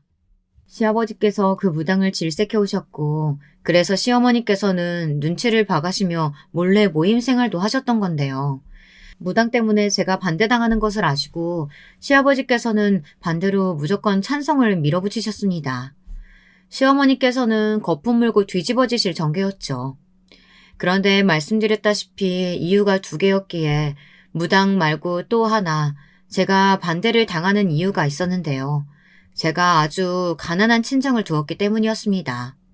시집 오면서 땡전 한 푼 없이 몸만 오는 거 아니냐며 시어머니께서는 그것을 저를 반대하시는 근거로 드셨습니다. 시아버지께서는 이것에는 살짝 고심을 하셨는데요. 시어머니의 말씀을 따라서 굳이 이런 조건의 며느리를 들여야 하나 장남은 더 좋은 여자 만날 수 있는 녀석 아닐까 이런 생각을 시아버지께서 하신 것이었는데요. 그때 아주 의외의 인물이 저에게 한 표를 던져주었습니다. 아버지 어머니 뭐 그렇게 어렵사리 돌아가셔요. 그냥 형이 하고 싶은 대로 결혼하게 내비둬요. 평생을 형만은 아우 없다라는 속담 맞는 걸 증명해오면서 살아온 사람이 바로 우리 형 아니겠어요? 그러니까 결혼도 옳게 선택한 거겠죠. 결혼하게 둬요.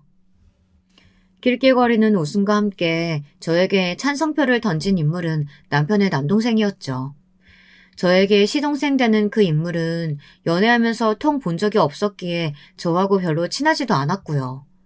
남편과 시동생이 하도 성격이 딴판이라 우애 좋은 형제가 아니었으니 자기 형을 위해서 굳이 발벗고 나섰다고 보기에는 아주 신기했죠.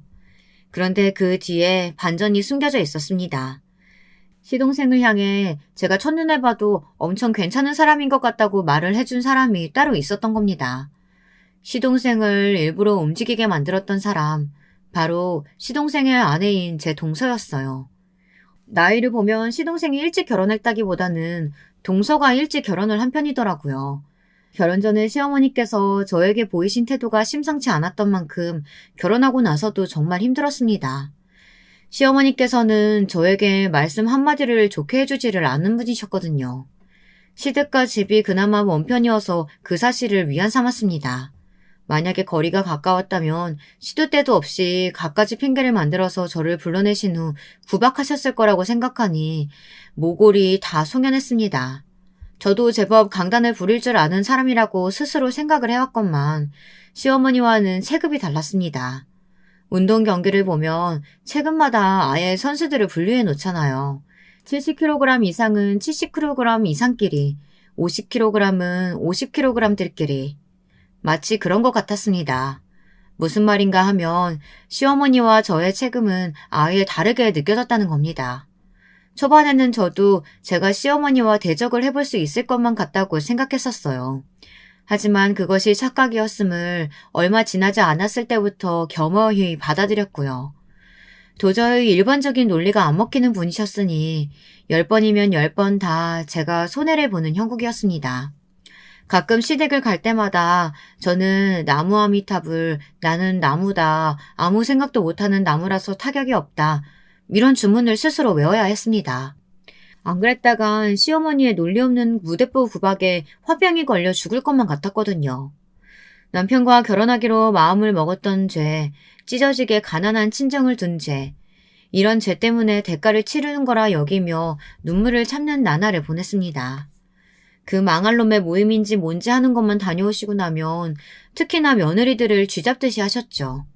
별것 아닌 걸로 생태집을 잡으며 소리를 지르셨고 온갖 잡일도 다 시키셨습니다. 당신의 아들들에게는 못하는 소리를 며느리들에게 다 해대셨죠. 저는 부글부글 끓는 속을 견디면서 한 가지 신기한 점을 발견했습니다. 동서 말이에요. 저보다 나이가 어리기에 금세 친자매처럼 잘 지내보자고 인사를 잘했었고 정말로 잘 지내고 있기는 했었는데 볼수록 신기하더라고요. 분명 겉으로 보기에는 여렸기 때문입니다.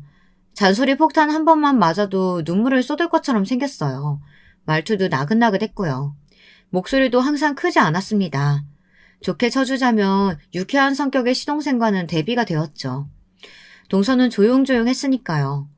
그런데 저는 시어머니 때문에 속이 터질 것 같아 죽을 지경일 때도 동서는 초연했어요. 그게 볼수록 신기했고 친정 부모님도 돌아가셔서 이미 안 계시다고 하던데 도대체 어떤 인생을 살아왔는지 궁금해졌습니다. 동서의 초연한 눈빛은 모르기는 몰라도 인생을 거의 다 살아서 많은 것을 알아버린 그런 눈빛처럼 제 눈에는 보였거든요. 동서에게 어느 날 어떻게 살아왔는지 가장 궁금한 사람이 바로 동서라고 하자 제가 봐온 것 중에 가장 크게 웃었습니다. 제 말이 웃겨서 웃는 거냐고 했더니 그게 아니라 제가 자기에 대해 궁금해하는 것이 즐거워서 그렇다고 했어요. 동서는 저를 처음 봤을 때부터 마음에 들어 했다네요. 무당 이야기를 시아버지께 흘린 것도 그 범인은 동서였던 거예요. 안 그랬으면 제가 시어머니의 반대에 부딪혀 끝내 결혼의 문턱을 못 넘을 것 같아서 그랬다고 했습니다. 제가 그 비화를 듣고 깜짝 놀랐죠. 설마 뒤에서 동서가 그런 일을 행했을 줄이야. 그것보다 저는 결혼 전에 시댁에 들릴 때 동서를 본 적이 없었건만 저를 알았다는 것도 놀라웠죠. 그날 어머님이 멸치 다듬어 놓으라고 시키셔서 저는 다용도실에서 계속 조용히 그것만 하고 있었거든요. 그래서 아마 제가 시댁에 와 있는 줄은 형님이 모르셨던 것 같아요. 저는 아주버님께서 데리고 오셨다는 분이 어떤 분인지 너무 궁금한 나머지 몰래 거실 쪽을 엿봐서 형님을 진작에 확인했었지만요. 어머, 그랬었어? 나는 전혀 몰랐어. 근데 동서, 내가 알면 알수록 의외성이 엄청 많이 보이는 사람이 바로 동서 같아. 본인도 그렇게 생각하지? 어린 시절도 왠지 비범했을 것 같아. 어린 시절이요? 그냥 평범했어요. 그래서 어렸을 때는 집이 무척 행복했던 것 같아요. 어린 시절의 기억이 인생에서 가장 행복했네요. 형님은요? 어렸을 적에도 지금처럼 인상이 사람 좋고 수더분하셨을까요?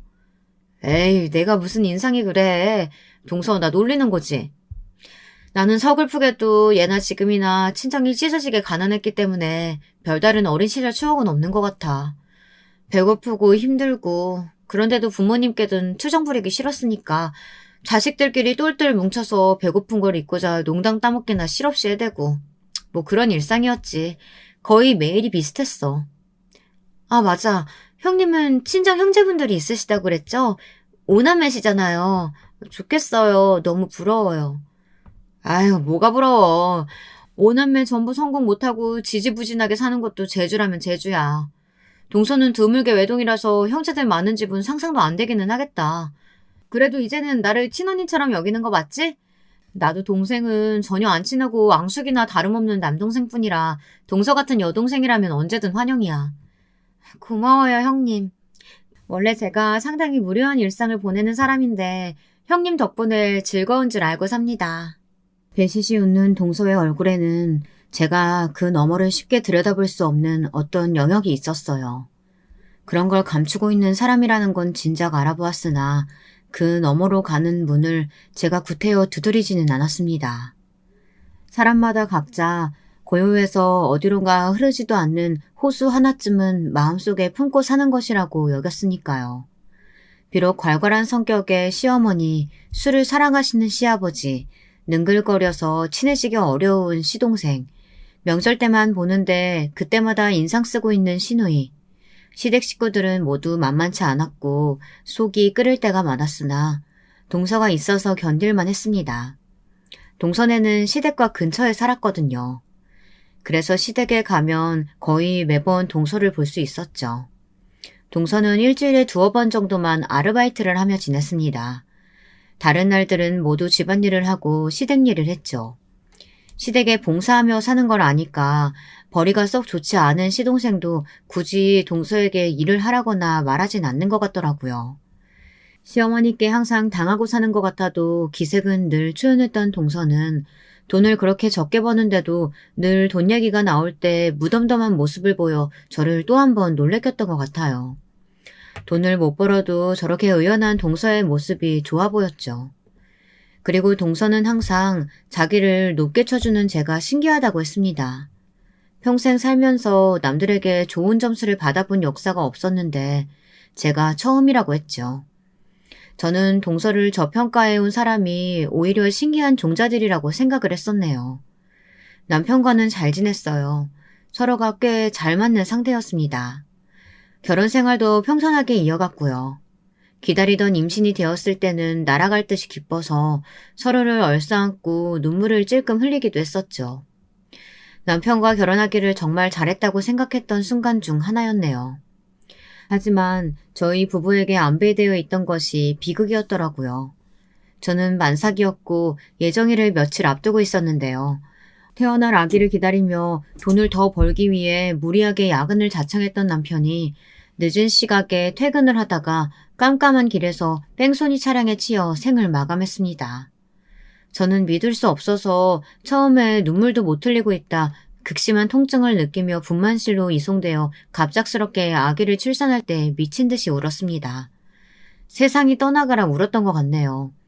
그래서 아기를 낳자마자 혼절했답니다. 모든 기력을 쏟았기 때문이었고 저는 무려 나흘이 지난 뒤에야 깨어났어요. 그리고 저는 일반 병실로 옮겨지자마자 시어머니께 뺨을 맞았습니다. 내가 이래서 너는 안 된다고 했잖아. 용한 문학이 너 반대한 것에는 다 이유가 있었던 거야. 간호사가 놀라서 비명을 지를 정도였죠. 다른 시댁 식구들은 저를 원망하는 시어머니를 아무도 말리지 않았어요. 하지만 딱 한 사람, 동서가 간신히 시어머니의 팔을 잡고 저지했습니다. 시어머니께서 몸부림치시는 바람에 동서는 바닥을 나뒹굴었으나 그래도 꿋꿋하게 일어나서 다시 시어머니를 말리더라고요. 저조차 시어머니를 말릴 수 없어서 그냥 맞을 수밖에 없었으니 동서에게 미안하고 고마웠습니다. 그 모습을 보며 저는 뜨거운 눈물을 흘렸습니다. 저는 남편을 잃었지만 시어머니께서는 자식을 잃은 것이었으니 제가 어떻게 시어머니를 막을 수 있었단 말입니까? 시어머니께서는 제가 낳은 딸을 시댁에 두고 저는 영영 꺼지라고 하셨습니다. 손자가 아닌 건 마음에 안 들지만 장남이 세상에 남기고 간 핏줄이니 애를 써보겠다고 하셨죠. 애를 써주시기를 저는 원하지 않았어요. 당연히 아기는 엄마인 제가 키우겠다고 했고요. 시아버지께서는 술을 마시는 건 집이고 밖이고 가리지를 않는데 집에 갓난 아기가 있으면 불편하다고 하셨어요. 그 황당한 말씀 때문에 제가 아기를 무사히 사시할 수 있었죠. 당연하게 저는 그 이후로 시댁에 발걸음을 하지 않았습니다. 그럴 수밖에 없는 수순이었어요. 동서하고는 시댁의 발길을 끊고 서너 달이 지났을 때 처음 연락을 했었는데요. 그러고 나서도 틈틈이 연락은 주고받았었습니다. 직접 만난 적은 없었는데 남편 기일을 며칠 앞두고 오랜만에 처음 만났었죠. 남편의 기일이 아이의 생일이었습니다. 그게 해마다 너무 서글펐죠. 그런데 동서가 아이 선물을 사들고 온 거예요. 동서, 어쩜 이렇게 귀여운 아기용품을 다 사올 생각을 했어? 정말 고마워. 감동이야. 그간 잘 지냈지? 얼굴 많이 상한 것 같아서 걱정되네. 혹시 무슨 일 있었어? 걱정거리라도 있는 거야? 화장 열심히 하고 왔는데도 형님한테는 다 보이나 봐요. 제가 아무리 힘들다, 아프다, 괴롭다 이렇게 티를 내도 몰라주는 사람들도 참 많던데 형님은 다르신 것 같아요. 그렇게 말을 하며 조용히 웃는 동서가 왠지 안쓰럽게 느껴졌습니다. 저는 무슨 일이 있는 거냐고 캐물었지만 동서는 그저 심란한 일이 좀 있었을 뿐이고 별거 아니라고 말을 정리하였어요. 매사에 저보다 차분하고 의연한 동서니까 그렇다면 그런 줄 알고 저도 질문을 삼켜야겠다고 생각했습니다. 그때는 그게 동서를 위하는 길인 줄 알고 그렇게 했었네요. 저는 동서를 통해서 시댁의 근황을 아주 일부나마 들으면서 지냈고요.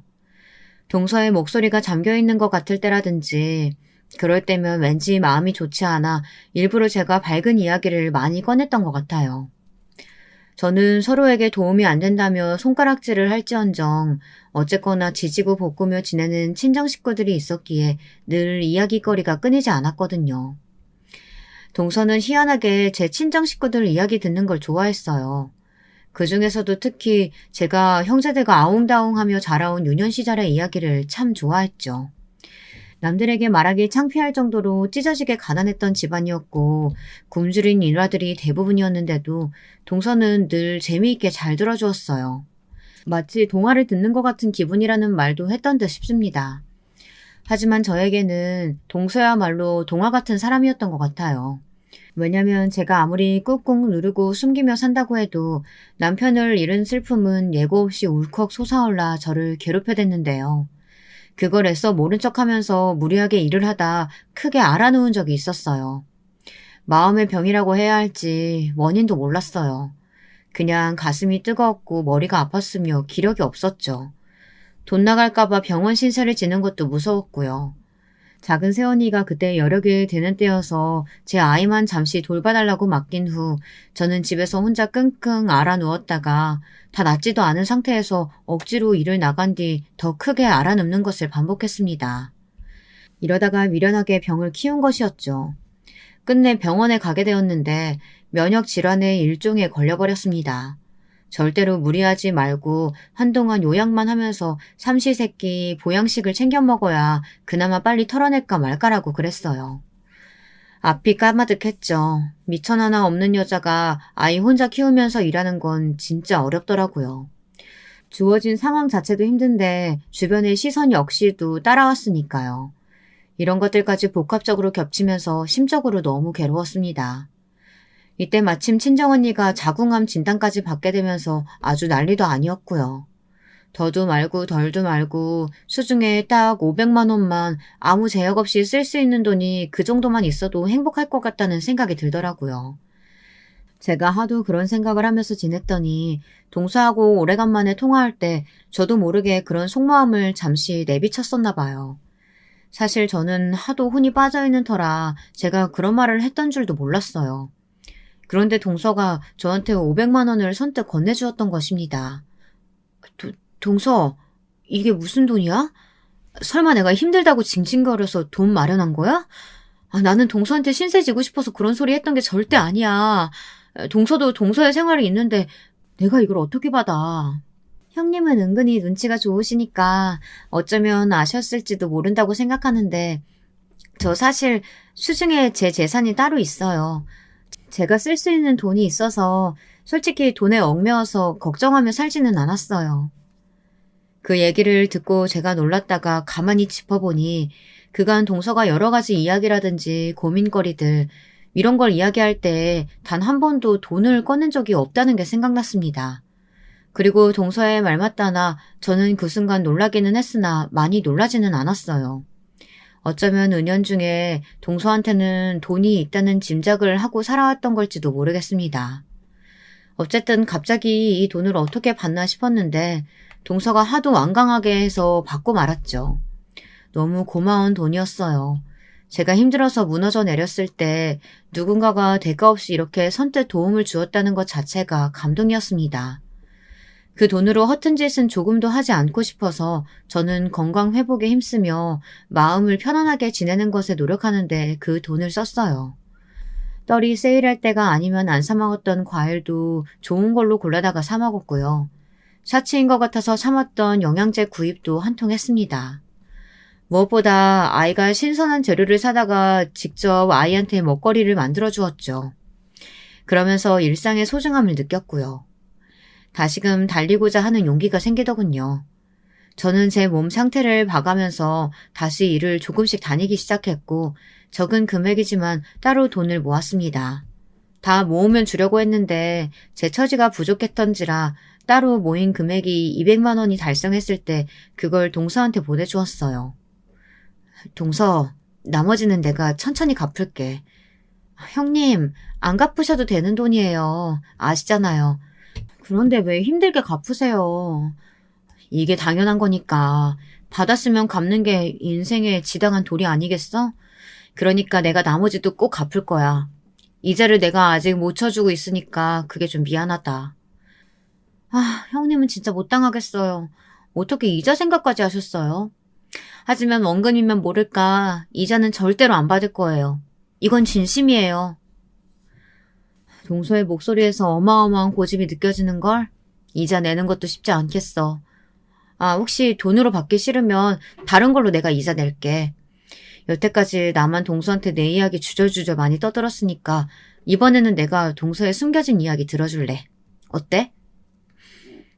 그건 오히려 저한테 손해인 거 아니냐고 따져묻고 싶은데 그럴 수가 없겠네요. 저는 제 이야기를 듣고 싶어하는 사람은 세상에 아무도 없을 거라고 생각해서 과거를 가슴속에만 묻고 살아왔거든요. 제 지난 이야기 형님은 진심으로 듣고 싶으세요? 물론이지. 내가 예전에도 한번 그랬었잖아. 어떤 인생 살아왔는지 내가 가장 궁금한 사람이 바로 동서라고. 저는 그날 차마 알지 못했던 동서의 이야기를 들었습니다. 아주 한참이나 베일에 가려져 있던 동서의 친정 이야기를 접할 수 있었죠. 유쾌한 호기심으로 가득 찬 채 이야기를 듣기 시작했던 저는 어느새 싸한 가슴을 아는 채로 동서의 목소리에 귀를 기울였던 것 같아요. 다 듣고 나니까 정말 많은 생각이 들고 있었죠. 대체 사람은 저마다 얼마만큼의 이야기들을 감추며 살아가는 걸까? 이런 깊은 궁금증도 들었고요. 이틀 정도는 동서의 이야기를 곱씹느라 밤에 잠도 설쳤습니다. 선뜻 동서에게 다시 먼저 연락을 해볼 엄두가 나지 않았어요. 참으로 못나게도 제 그릇이 딱 그 정도였던가 봅니다. 그리고 며칠 뒤 동서에게 연락을 해보려고 마음을 먹었던 날 저는 연락 한 통을 받게 되었습니다. 동서가 세상을 떠났다는 부고였어요. 귀가한 직후 연락을 받은 저는 거실에서 쓰러져 통곡을 하였습니다. 지난 며칠이 미친 듯이 후회되어서였죠. 왜냐하면 동서는 스스로 생을 마감했기 때문입니다. 만약에 제가 먼저 연락을 했었다면 동서가 그런 선택을 안 했을지도 모른다는 생각에 정말 미칠 것만 같았어요. 수년간 친하게 잘 지내놓고서 동서에게 많은 도움을 받아놓고서 정작 저는 동서를 끝끝내 잘 알지 못했으며 동서를 도와주지도 못했다는 생각이 들었습니다. 동서의 마지막 가는 길은 조촐했고 단촐했으며 조용했습니다. 마치 생전에 동서가 고요하게 짓던 미소처럼 꼭 그랬습니다. 시동생은 충격에 빠진 건지 말수 많던 사람이 내내 입을 꾹 다물고 있었고요. 오래간만에 뵙는 시어머니께서는 머리가 아프시다며 계속해서 인상을 쓰고 계셨어요. 얼굴을 비친 시누이는 계속 무표정이었죠. 그리고 시아버지께서는 자꾸 혀를 끌끌대시며 술을 찾으셨고요. 저는 이 사람들이 그나마 진심으로 동서를 애도하고 있기를 눈물로 바랬습니다. 그리고 동서는 이미 떠났지만 저는 동서를 당최 어떻게 보내줘야 할지 갈피를 못 잡고 있었죠. 바로 그때부터 어마어마한 반전이 드러나기 시작했습니다. 동서가 세상을 등지기 전 저에게 남긴 것들이 있었던 겁니다. 처음에 연락을 받고서는 이게 웬 말도 안 되는 일인가 싶었습니다. 제가 생전에 연을 둔 적이 없던 법조계 분이 저에게 연락을 주신 것도 갑작스러웠는데 동서가 저에게 남긴 것을 확인하자 이게 현실이 맞는지 의심까지 들더라고요. 네? 제 동서가 제 앞으로 재산을 남겼다고요? 그걸 세상 떠나기 전에 미리 다 준비를 해놨었다뇨. 저는 동서가 충동적으로 그렇게 떠난 줄만 알았는데 그럼 그게 아니라 아예 떠날 다짐을 다 해놓고 신변 정리를 해왔다는 거잖아요. 게다가 이 막대한 재산은 다 뭐예요? 저는 기쁨보다 앞선 충격으로 머리를 감싸 쥐었습니다. 저는 가난하게 자라왔고 배움 역시도 짧은 사람이었어요. 동서에 일전에 저와 만났을 때 무슨 서류를 보여준 적도 있었고 저에게 사인을 하라고 한 적도 있었습니다. 하지만 저는 그게 제가 받은 500만 원에 대한 서류일 거라고 막연하게 그런 짐작만 해서 그게 어떤 것들인지 들여다볼 생각조차 못했어요. 또한 동서가 어째서 그런 복잡한 서류들을 꿰고 있으며 지니고 있는 것인지 궁금해하지도 못했었죠. 제가 안일했고 바보였던 거예요. 멍청하게 군 결과 동서를 떠나보내고 말았죠. 막대하다 못해서 아예 실감조차 안 나는 200억에 이르는 재산을 보고 구슬프게 울기나 하고 있었습니다. 저는 동서에게 친정 이야기를 들어서 알고 있었죠. 어째서 동서가 이토록 많은 재산을 가지고도 마음속에 깊은 우울과 공허를 떨쳐내지 못했는지 짐작도 가능했고요. 사실 동서는 외동이 아니었습니다. 친정 오빠가 원래는 있었다고 해요. 나이 차이가 많이 나는 그 친정오빠 때문에 동서의 집안은 쑥대밭이 되었던 것이고요. 동서의 친정오빠는 자라면서 점차 이상한 말과 생각을 자주 하는 사람이 되어갔다고 해요. 그런 특징 때문에 고등학교 때 학교에서 심한 왕따를 당했던 것이 직격타였다고 하는데 정확한 건 모르겠다고 들었습니다. 그 친정오빠는 대학을 무려 3수를 했었다네요. 그 3년이 동서에게는 지옥이었죠. 시끄러워. 너 방금 숨소리 너무 크게 냈잖아. 너 때문에 문제 하나 날렸어. 오늘 공부 다 망쳤다고. 어떻게 책임질 거야? 짜증나 미치겠네. 동서가 집에서 약간의 소음만 내도 친정오빠는 마치 미친 사람처럼 발작을 해댔습니다. 덩치가 아담하고 마른 체질인 동서에 반해 그 친정오빠는 체형이 뚱뚱했다네요. 손발도 컸고요. 그런 친정오빠한테 뺨이라도 한 대 맞으면 몇 시간은 귀가 울려서 소리도 잘 안 들리고 머리가 어지러워서 동서는 책의 글자가 안 보일 정도였습니다. 그 친정오빠가 재수학원을 안 다녔냐고요? 아닙니다. 동서의 친정은 매우 유복했어요. 그래서 동서의 친정 부모님께서는 정말 하실 수 있는 지원은 다 해주셨어요. 그런데 가끔가다 그곳이 숨 막힌다고 하면서 그 친정오빠가 집에 막무가내로 왔던 겁니다. 집에 오면 반드시 그런 예민함을 드러냈었고요. 동서는 예민한 그 친정오빠에게 맞고 살면서 눈치를 보게 됐고 조용히 하는 법을 익혔고 소극적인 성격이 되어갔다고 합니다. 그 친정오빠가 집에 있을 때면 마음대로 웃는 것조차 못하는 자기 처지가 서러워서 동서는 슬펐다고 해요. 자기 오빠가 미웠기 때문에 성공하지 못했으면 이런 바라는 마음도 솔직히 있었지만 그건 아주 얄팍하게 작은 마음이었을 뿐 무조건 성공해서 좋은 대학에 들어가기를 바랬다고 합니다. 친정 부모님이 불쌍해서 그랬다죠. 하지만 결론만 먼저 말씀드리자면 그 친정오빠는 서울 소재의 중상위권 이상의 대학에 들어가는 것에 실패했습니다.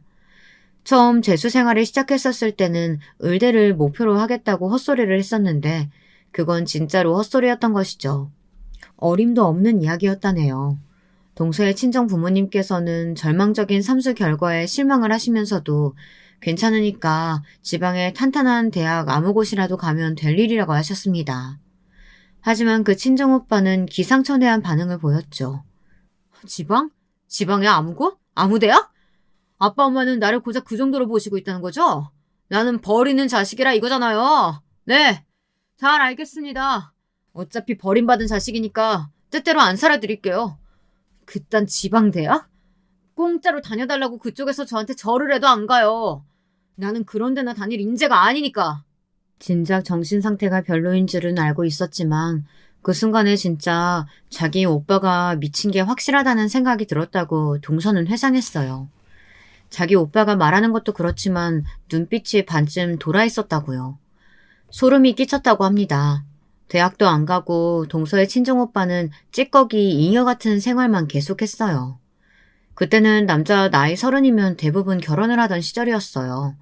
하지만 동서의 친정오빠는 나이 30일 때 무직이었으며 대학도 안 나온 고졸이었고 군대를 공익으로 다녀온 게 인생의 최대 업적이며 여자를 만나본 경험은 단 한 번도 없었습니다.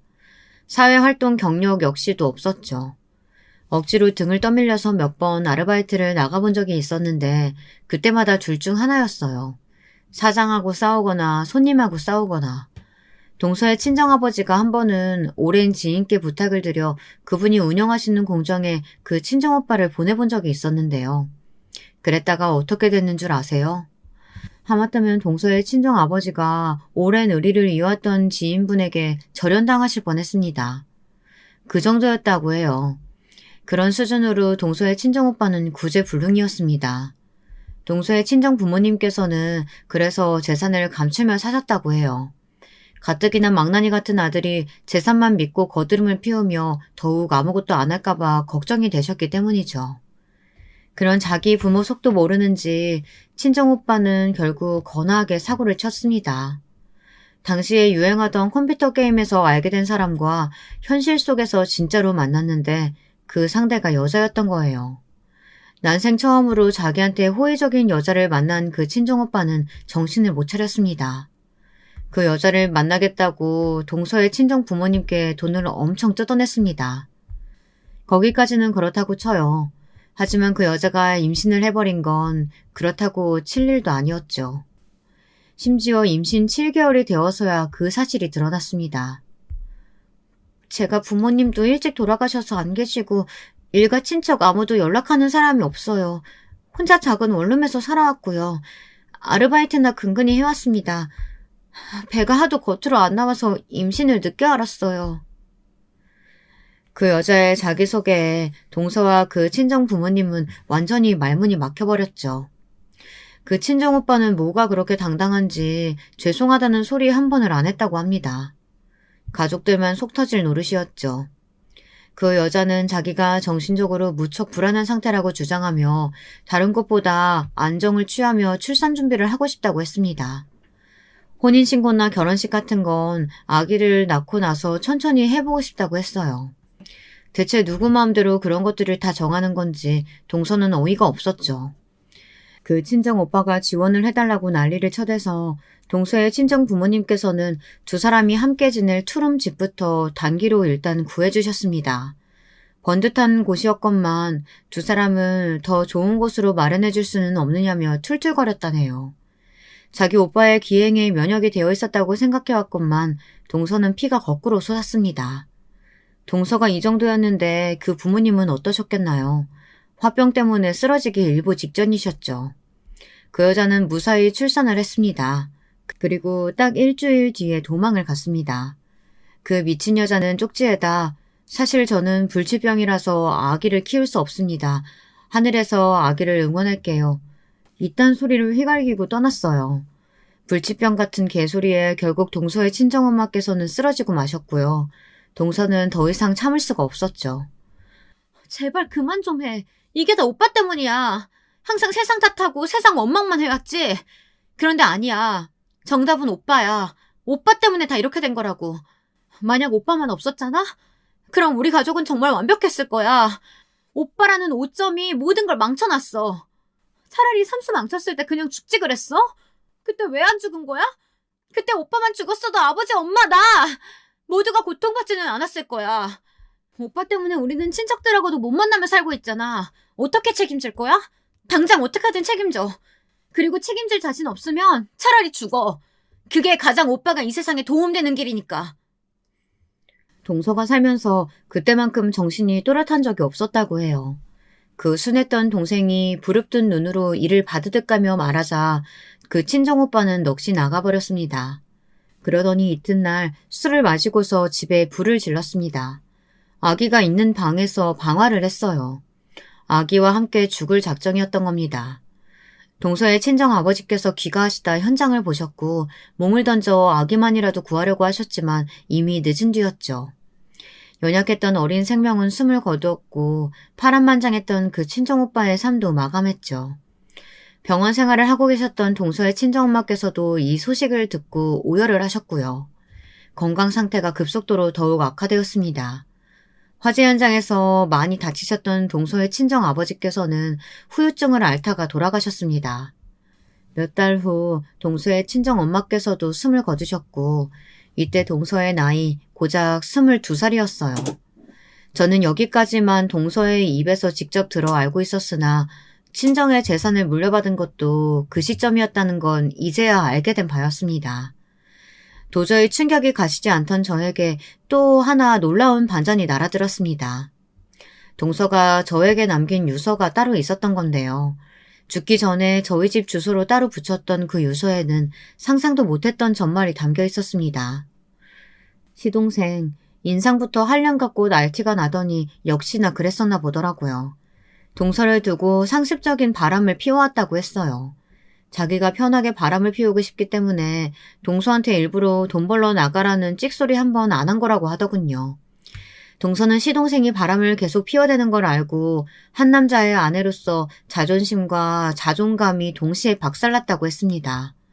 심적으로 힘든 동서를 시어머니께서는 쉬지 않고 괴롭히셨고요. 심지어는 시동생이 바람을 피운다는 걸 알면서도 시어머니께서는 너는 집에서 밥이나 안 치고 살면 된다고 동서에게 거듭 강조하시며 윽박을 지르셨다고 합니다. 걸핏하면 동서의 뺨을 때리거나 발로 차기도 했으며 모욕을 주는 건 숨쉬듯이 자주 했다고 해요. 시어머니께서는 제가 남편과의 사별 이후 시댁의 발길을 끄는 이유로 더욱 악랄해지셨던 겁니다. 동서가 당한 일들을 읽으며 피가 거꾸로 솟고 있는데 시아버지의 대목에서 저는 가장 끔찍함을 느끼며 분노로 두통까지 앓았습니다. 술을 사랑하셨던 시아버지께서는 나이가 들어가심에 따라 술에 취하면 천지분간을 못하게 되셨는데 그러면서 시댁에 들렀던 동서를 향해 몹쓸 손길을 뻗치기도 하셨던 겁니다. 수치심을 느낀 동서는 살 의욕을 못 느끼게 되었고 이렇게 살아봤자 뭘 하겠냐며 죽음을 준비하게 되었던 겁니다. 형님이 갚아주신 200만 원은 제가 살면서 손에 쥐어본 돈 중에 유일하게 저를 행복하게 만든 돈이었어요. 200만 원으로 저에게 주신 행복, 그 값으로 200억을 형님께 드리고 떠납니다. 저는 가지고 있어봤자 단 한순간도 행복해본 적이 없던 돈이에요. 부디 이 돈으로 저 대신해서 그 사람들에게 복수해 주시겠어요? 제가 마지막으로 부탁드려요. 저에게 망설일 이유 따위는 존재하지 않았습니다. 동서가 떠난 날짜부터 3개월을 꼬박 깊은 슬픔으로 경건하게 애도의 기간을 가진 저는 움직이기 시작했어요. 복수의 때였습니다. 돈의 힘이란 대단하더군요. 전문가들을 수족처럼 부릴 수 있으니 말입니다. 사람을 써서 알아보니까 시동생에게는 정말로 여자가 있었는데 동서가 세상을 떠나기 전부터 만남을 이어왔던 한마디로 상간녀였어요. 웃긴 건 그 상간녀 이전에 또 다른 상간녀들도 있었고요. 시동생 놈이 아주 말종이었던 거죠. 상간녀가 성미가 급하고 귀가 팔랑거리는 사람이라는 정보를 입수했습니다. 그래서 상간녀에게 시동생이 마치 동서를 직접 죽인 것처럼 그걸 슬쩍 고발한다는 취지의 내용을 적어 익명으로 보냈습니다. 동서는 억울하게 스스로 생을 마감한 것처럼 포장된 것이지만 실상은 다혈질인 시동생이 사건을 벌인 것이라고 적혀 있었는데요. 그걸 보고 상간녀는 경악을 했죠. 한편 시동생에게는 상간녀가 다른 남자들을 여럿 동시에 만나는 것처럼 증거를 조작해 꾸민 뒤 익명으로 소포를 보냈습니다. 시동생은 눈이 돌아가서 상간녀에게 어떻게 된 거냐고 무섭게 따져댔죠. 그러자 상간녀가 어떻게 했냐면 도망갔습니다.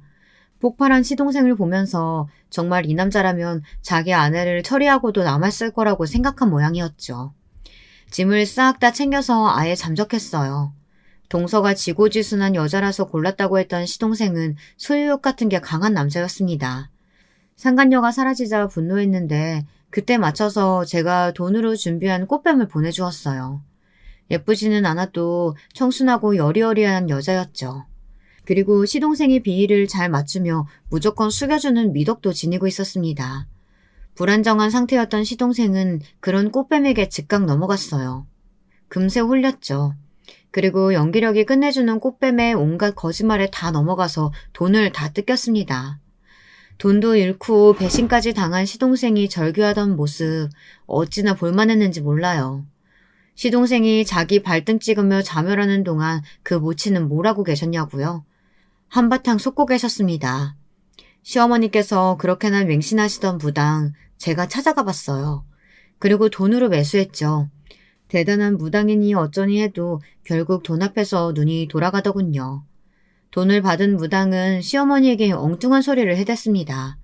집에 부정한 기운이 내려앉았으니 당장 재산을 다 처분해야 한다고 했죠. 네? 지금 재산 다 처분하면 내년 그리고 내후년에 2배, 3배 그 재산이 돌아올 거라고요? 다른 사람한테 말하면 큰일 난다고 무당은 입조심을 강조했고 시어머니께서는 더욱 그 엉뚱한 소리에 진심으로 빠져드셨습니다. 아무한테도 알리지 않은 채 재산을 슬그머니 하나 둘 처분하셨죠. 저는 시아버지께 익명의 제보를 드렸습니다. 시어머니께서 무당한테 홀려 전 재산을 날리는 중이라는 내용이었죠. 시아버지께서는 당연히 크게 분노하셨는데 만취하신 채였습니다. 왜냐하면 시아버지께 계속해서 지독하게 독한 양주를 선물로 보내드리고 있었거든요. 값비싼 양주를 보신 시아버지께서는 눈이 돌아가셔서는 술 드시는 걸 멈추지 못하셨습니다. 독한 술에 취해 계셨던 시아버지께서는 이성을 잃고 시어머니를 때리셨어요. 이 빌어먹을 옆에 내가 기어이 무당 때문에 재산을 말아먹어? 이웃의 신고로 경찰이 도착했을 때까지도 시아버지께서는 정신이 반쯤 나가신 채로 시어머니를 때리고 계셨다고 합니다. 시어머니께서는 경찰이 오자 이제 살았다고 하시며 얻어 터지신 채로 무리하게 움직이셨다 맞아서 아팠던 다리 때문에 크게 넘어지셨는데요. 그러면서 턱을 엄청 다치셨어요. 애초에 턱을 맞으셨기도 했고요. 그래서 몇 달 동안 아무 말씀도 못하고 치료만 받으며 사셨습니다. 그렇게나 시끄럽게 떠드셨던 분이 턱을 다쳐서 식사도 거의 못하시고 가만히 지내셨다는 게 정말 믿기지 않을 만큼 우스운 일이었죠. 고주망태가 되신 시아버지께 일부러 상황을 만들어 범죄를 유도한 건 아주 쉬운 일이었습니다.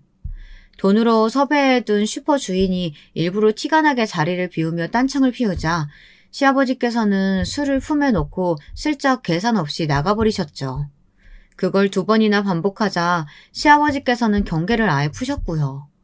술에 항상 쩔어 계셔서 판단력이 흐려진 머리로 아주 대범하게 행동하셨습니다. 야간에 침입해서 3번째로 또 술을 훔치셨던 건데요. 당연히 딱 걸렸죠. 일전에 훔쳤던 것들까지 전부 다 걸렸어요. 일부러 덫을 놓은 것이었으니까요. 시아버지께서는 합의를 노려보실 돈도 없으셨고 저에게 미리 섭외된 슈퍼 주인은 당연히 합의 의사가 없었습니다. 그 결과 시아버지께서는 실형을 살게 되셨습니다. 집안 자체가 아예 폐가망신되었어, 동서. 하늘에서 조금은 후련해하고 있는 거야? 대답을 들을 수 없다는 게 정말 아쉽다. 동서, 나 앞으로 잘 살아볼게. 그게 동서한테 속죄하는 길이고 동서가 나한테 바라는 것일 테니까. 거액을 제가 다 쓰겠다는 욕심 따위는 애초에 가지고 있지 않았습니다. 복수를 한 뒤 그들이 모두 고통 속에서 나뒹구는 것을 확인하자마자 저는 준비를 시작했어요. 알아보고 준비하는 것에 한참 걸렸으나 어쨌든 동서의 이름으로 장학재단을 만들 수 있었습니다. 그곳을 통해 저는 기부를 하게 되었고요. 이렇게 동서의 이름이 뜻깊게 남아서 좋은 취지로 돈이 쓰이게 되었다는 것이 무척 다행이라고 생각합니다. 잘한 결정이라고 내내 그렇게 여기면서 살아왔답니다. 여러분, 2번째 사연 시작하기 전에 좋아요, 구독 꼭 눌러주실 거죠? 그럼 2번째 사연 지금 시작합니다. 안녕하세요. 저는 어느덧 40살을 바라보고 있는 대한민국의 평범한 여자입니다. 오늘은 여러분들의 사연을 듣다가 시댁과의 기막힌 에피소드를 저도 한번 꺼내보고 싶어 이 글을 쓰게 되었네요. 저는 경기도에서 태어나 쭉 살아온 평범한 사람입니다. 아버지는 구급 공무원으로 공직 생활을 하셨고, 어머니는 살림을 알뜰살뜰 꾸리시는 가정주부셨습니다. 당연히 외벌이 공무원 집이었기 때문에 그다지 금전적으로 넉넉하진 못했습니다. 그래도 항상 성실하게 월급을 어머니께 가져다 주시는 아버지 덕분에 저와 남동생, 엄마, 아빠, 우리 네 식구는 화목하게 잘 살아왔어요. 다만 잘하면서 아쉬웠던 점은 자매가 있는 친구들이었습니다. 저는 특히 언니보다는 여동생이 있는 친구들이 부러웠어요. 여동생이 있어서 미주알 고주알 모든 일을 함께하고 이야기를 나누면서 지내는 친구들이 한없이 부러웠죠. 남동생은 너무 말이 없어 재미가 없었거든요.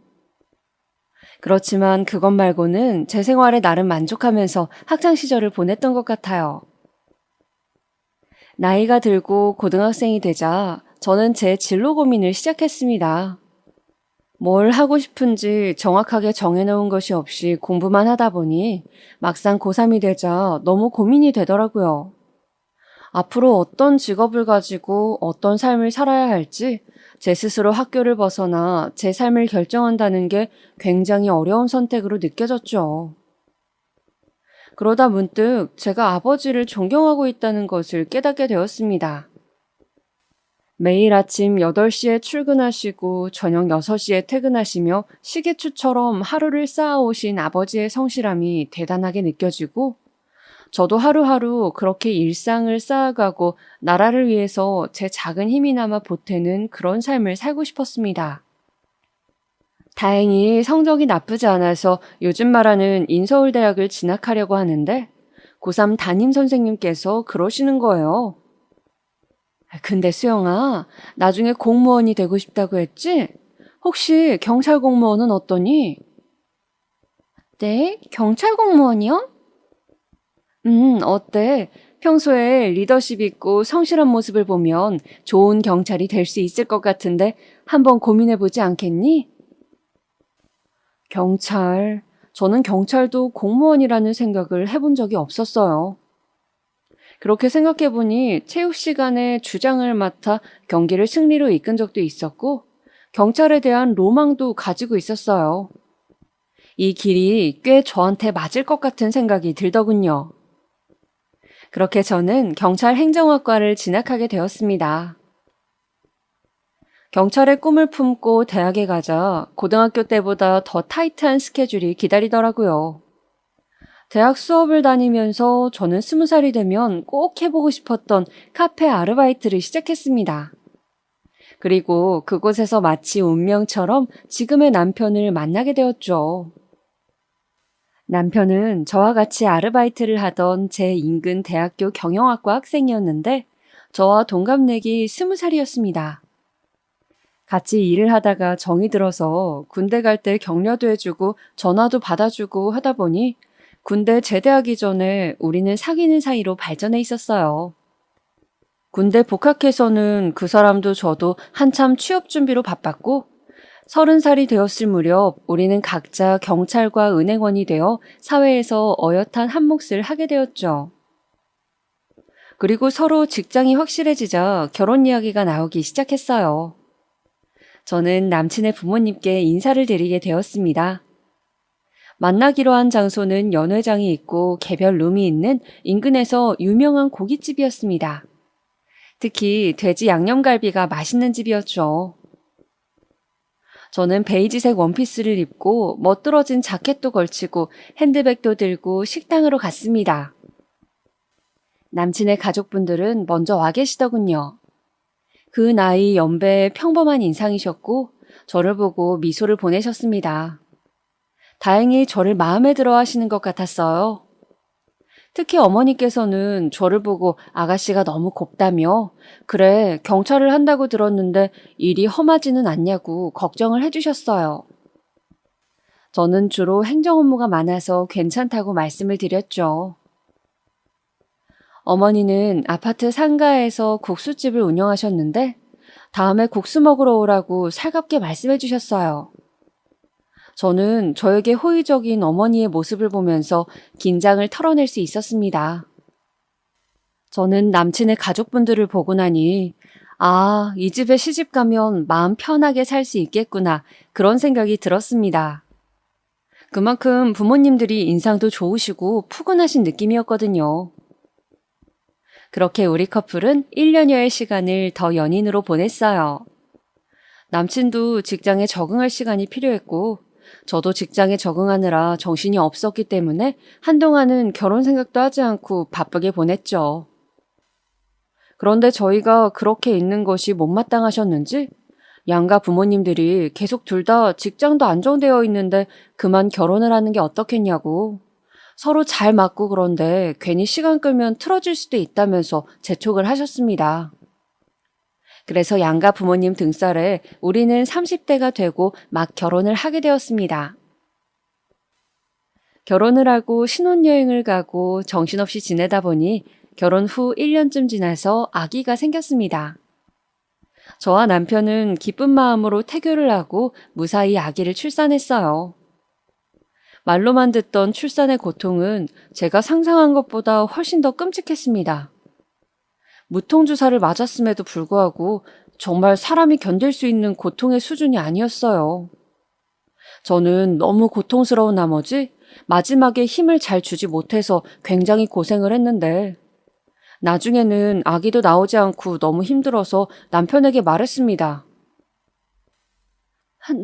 나 수술한다고 해. 그냥, 사모분의 경우는 수술을 하는 것도 괜찮을 것 같습니다. 지금 좋지 않아요. 그런데 의사쌤도 수술을 권하고 있는 와중에 남편이 갑자기 수술 동의를 망설이는 것이었어요. 그러지 말고 아기한텐 자연분만이 좋다는데 조금만 더 힘줘보면 안 될까요? 네? 자기야, 나 지금 너무 힘들다니까. 그러면 한 번만 더 힘줘보시고 간호사가 올라가서 누를 겁니다. 한 번만 기계식 분만 시도를 해볼게요. 갑자기 산소 호흡줄을 끼고 있는 제 위로 간호사가 올라왔습니다. 그리고 제 갈비뼈 부분에서 아래로 쑥 나고 제 배를 힘껏 누르더군요. 저는 마지막으로 있는 힘껏 힘을 주었습니다. 그 순간 의사쌤은 마치 뚫어뻥같이 생긴 걸로 아기 머리를 붙여 꺼냈어요. 응애! 그렇게 우리 아기는 우여곡절 끝에 세상에 태어났습니다. 저는 마지막에 남편이 수술을 망설인 것이 좀 섭섭했어서 저는 지나가듯이 한번 물어봤었습니다. 근데 자기야, 아까 왜 수술 동의하는 거 망설였던 거야? 그게 실은 엄마가 점을 보시는 용한 점집이 있는데 우리 아기가 자연분만하고 수술을 할 때 팔자가 많이 달라진다고 해서 무조건 자연분만해야 된다고 했나 봐. 아기한테 수술해서 태어나면 되게 안 좋다고. 그래서 그랬지. 저는 그 말을 듣고 너무 섭섭했습니다. 저는 점을 믿지 않았거든요. 그러니까 지금 점쟁이 말을 듣고 제가 정말 아파서 뒤로 넘어갈 지경이 되었는데도 수술을 망설였다고 하니 어이가 없기도 하고 잘못하면 내가 죽을 뻔했구나 싶기도 했습니다. 어머니가 그렇게 맹신하는 점집이 있다는 것도 마음에 많이 걸렸고요. 왜 무당말을 너무 믿으면 하나부터 열까지 그 무당이 시키는 대로 다 하잖아요. 그런 게 앞으로 살면서 계속 있을 것 같은 느낌이 들었기 때문이죠. 아니나 다를까 어머님 때문에 저는 희한한 것들을 해야 했어요. 대출을 잔뜩 끼고 결혼 3년 차에 집을 샀는데 어머님이 또 그 점집에 가서 들은 대로 처음 집에 들어갈 때 동전을 동서남북으로 던지고 한 번씩 절을 해야 한다고 하셔서 그런 이상한 의식도 해야 했고 또 아기 이름을 지을 때도 제가 생각했던 짓고 싶은 이름을 짓지도 못하고 점쟁이가 말한 이름 중에서 골라야 했습니다. 생각보다 어머님의 맹신은 강력했어요. 해마다 새해가 되면 그 점집에 가는 게 연례 행사이셨고 집안에 어떤 우환이라도 있으면 점괘에 무조건 의존하시더군요. 성당을 꾸준히 가진 않지만 고등학교 때 천주교재단 학교를 나와 세례를 받은 저로서는 마음속에 항상 천주교 신자라는 생각을 품고 있기에 더욱 어머님의 행동은 이해가 되질 않았습니다. 그렇다고 어르신에게 이래라 저래라 할 수도 없는 노릇이어서 저는 적당히 어머님이 꼭 하라고 강조하는 것은 좋은 게 좋은 거라고 하는 신용이나마 하고 어지간하면 점집 이야기는 못 들은 것으로 하기로 했습니다. 그렇게 제가 결혼한 지 3년쯤 되었을 무렵 남편의 남동생인 도련님이 결혼을 한다는 소식이 들려왔습니다. 대학교 동아리에서 만나 친구로 지내다가 사귄 지 1년쯤 되었다는데 여자친구 직업이 의사라고 하더군요. 시부모님은 직업 좋은 며느리가 너무 흡족하셔서 싱글벙글 웃으며 너무 좋아하셨어요. 소위 말하는 사자 직업을 가진 것이니까요. 저도 의사 동서가 기대가 되었습니다. 어떤 사람일지 궁금했어요. 결혼을 하고 싶다고 시댁의 동서가 인사를 오던 날, 저와 신랑도 아기를 데리고 시댁으로 갔습니다. 어머님은 예비 동서가 인사를 온다고 저를 일찌감치 불러 음식을 하셨는데 무슨 잔칫날도 아니고 잡채 전에 난리가 났습니다. 의사 동서에 대한 기대감으로 어머님은 들떠 계셨죠. 예, 직업이 의사면은 맛있는 것도 많이 먹고 그러겠지? 내 음식이 입에 안 맞다고 하면 어떡하지? 맛있어야 할 텐데 걱정이다. 어머님 며느리 들어오는 건데 뭘 그렇게 신경을 쓰세요? 보통 며느리가 아니잖니. 의사잖아. 우리 집에서 변변히 결혼할 때 재산을 뚝 떼줄 수 있는 것도 아닌데 결혼하겠다고 해주니 얼마나 고맙니? 이제 우리 둘째 아들은 아주 팔자가 폈어. 이 애랑 결혼하고 애만 하나 낳으면 그 후로는 인생이 아주 그냥 탄탄대로라고 김도사가 그러더구나. 김도사는 어머님이 맹신하는 그 무당의 이름이었어요. 저는 어쩐지 오늘은 무당 이야기를 안 하신다 했는데 드디어 또 등장하는구나 싶었습니다. 그래서 내친 김에 더 여쭤보았죠. 그럼 어머니, 저는 둘째를 내년에 낳는 게 좋대요? 그래, 너는 올해가 가기 전에 꼭 아기를 가져서 내년에 둘째를 낳으면 좋다고 하더구나. 그러면 그 둘째가 커서 너희 부부에게 큰 복을 가져다 준다는구나. 도련님은 오늘 오시는 분과 결혼하면 제일 좋고요. 그래, 결혼하고 5년 안에 아기를 꼭 가져서 출산하면 이혼하지 않고 100년애로 한다고 했어. 김도사가 얼마나 용한지 그동안 못 맞춘 게 없다고. 그렇게 너희와 둘째네 앞길 좋게 만들어주고 나면 나는 이번 생에 내 할 도리는 다 한 거라고. 그 후부터는 마음 편한 노후를 보내면 된다고 하더구나. 저는 무슨 하늘의 계시라도 받은 듯한 어머님의 비장한 태도에 더욱 어이가 없었습니다. 어떻게 점을 적당히 믿어야지 저렇게 맹신할 수가 있는지. 아무튼 그렇게 전을 뒤집고 나무를 묻히고 난리 부르스를 춘 다음 드디어 예비 동서가 도착했습니다. 띵동. 어서 와요. 실례하겠습니다. 등장한 동서는 호리호리한 몸에 의사다운 지적인 외모를 가진 사람이었습니다. 저는 괜히 의사라고 하니 그런지 몰라도 똑똑해 보이는 사람이라는 생각이 들었죠. 첫 만남이라 그런지 동서는 말을 많이 하진 않았고 그저 결혼해서 잘 살겠다고 하는 것이었어요. 산부인과로 전공을 택했다는 동서는 자신도 얼른 아기를 낳고 싶다고 웃으며 말했죠. 그리고 결혼 준비와 관련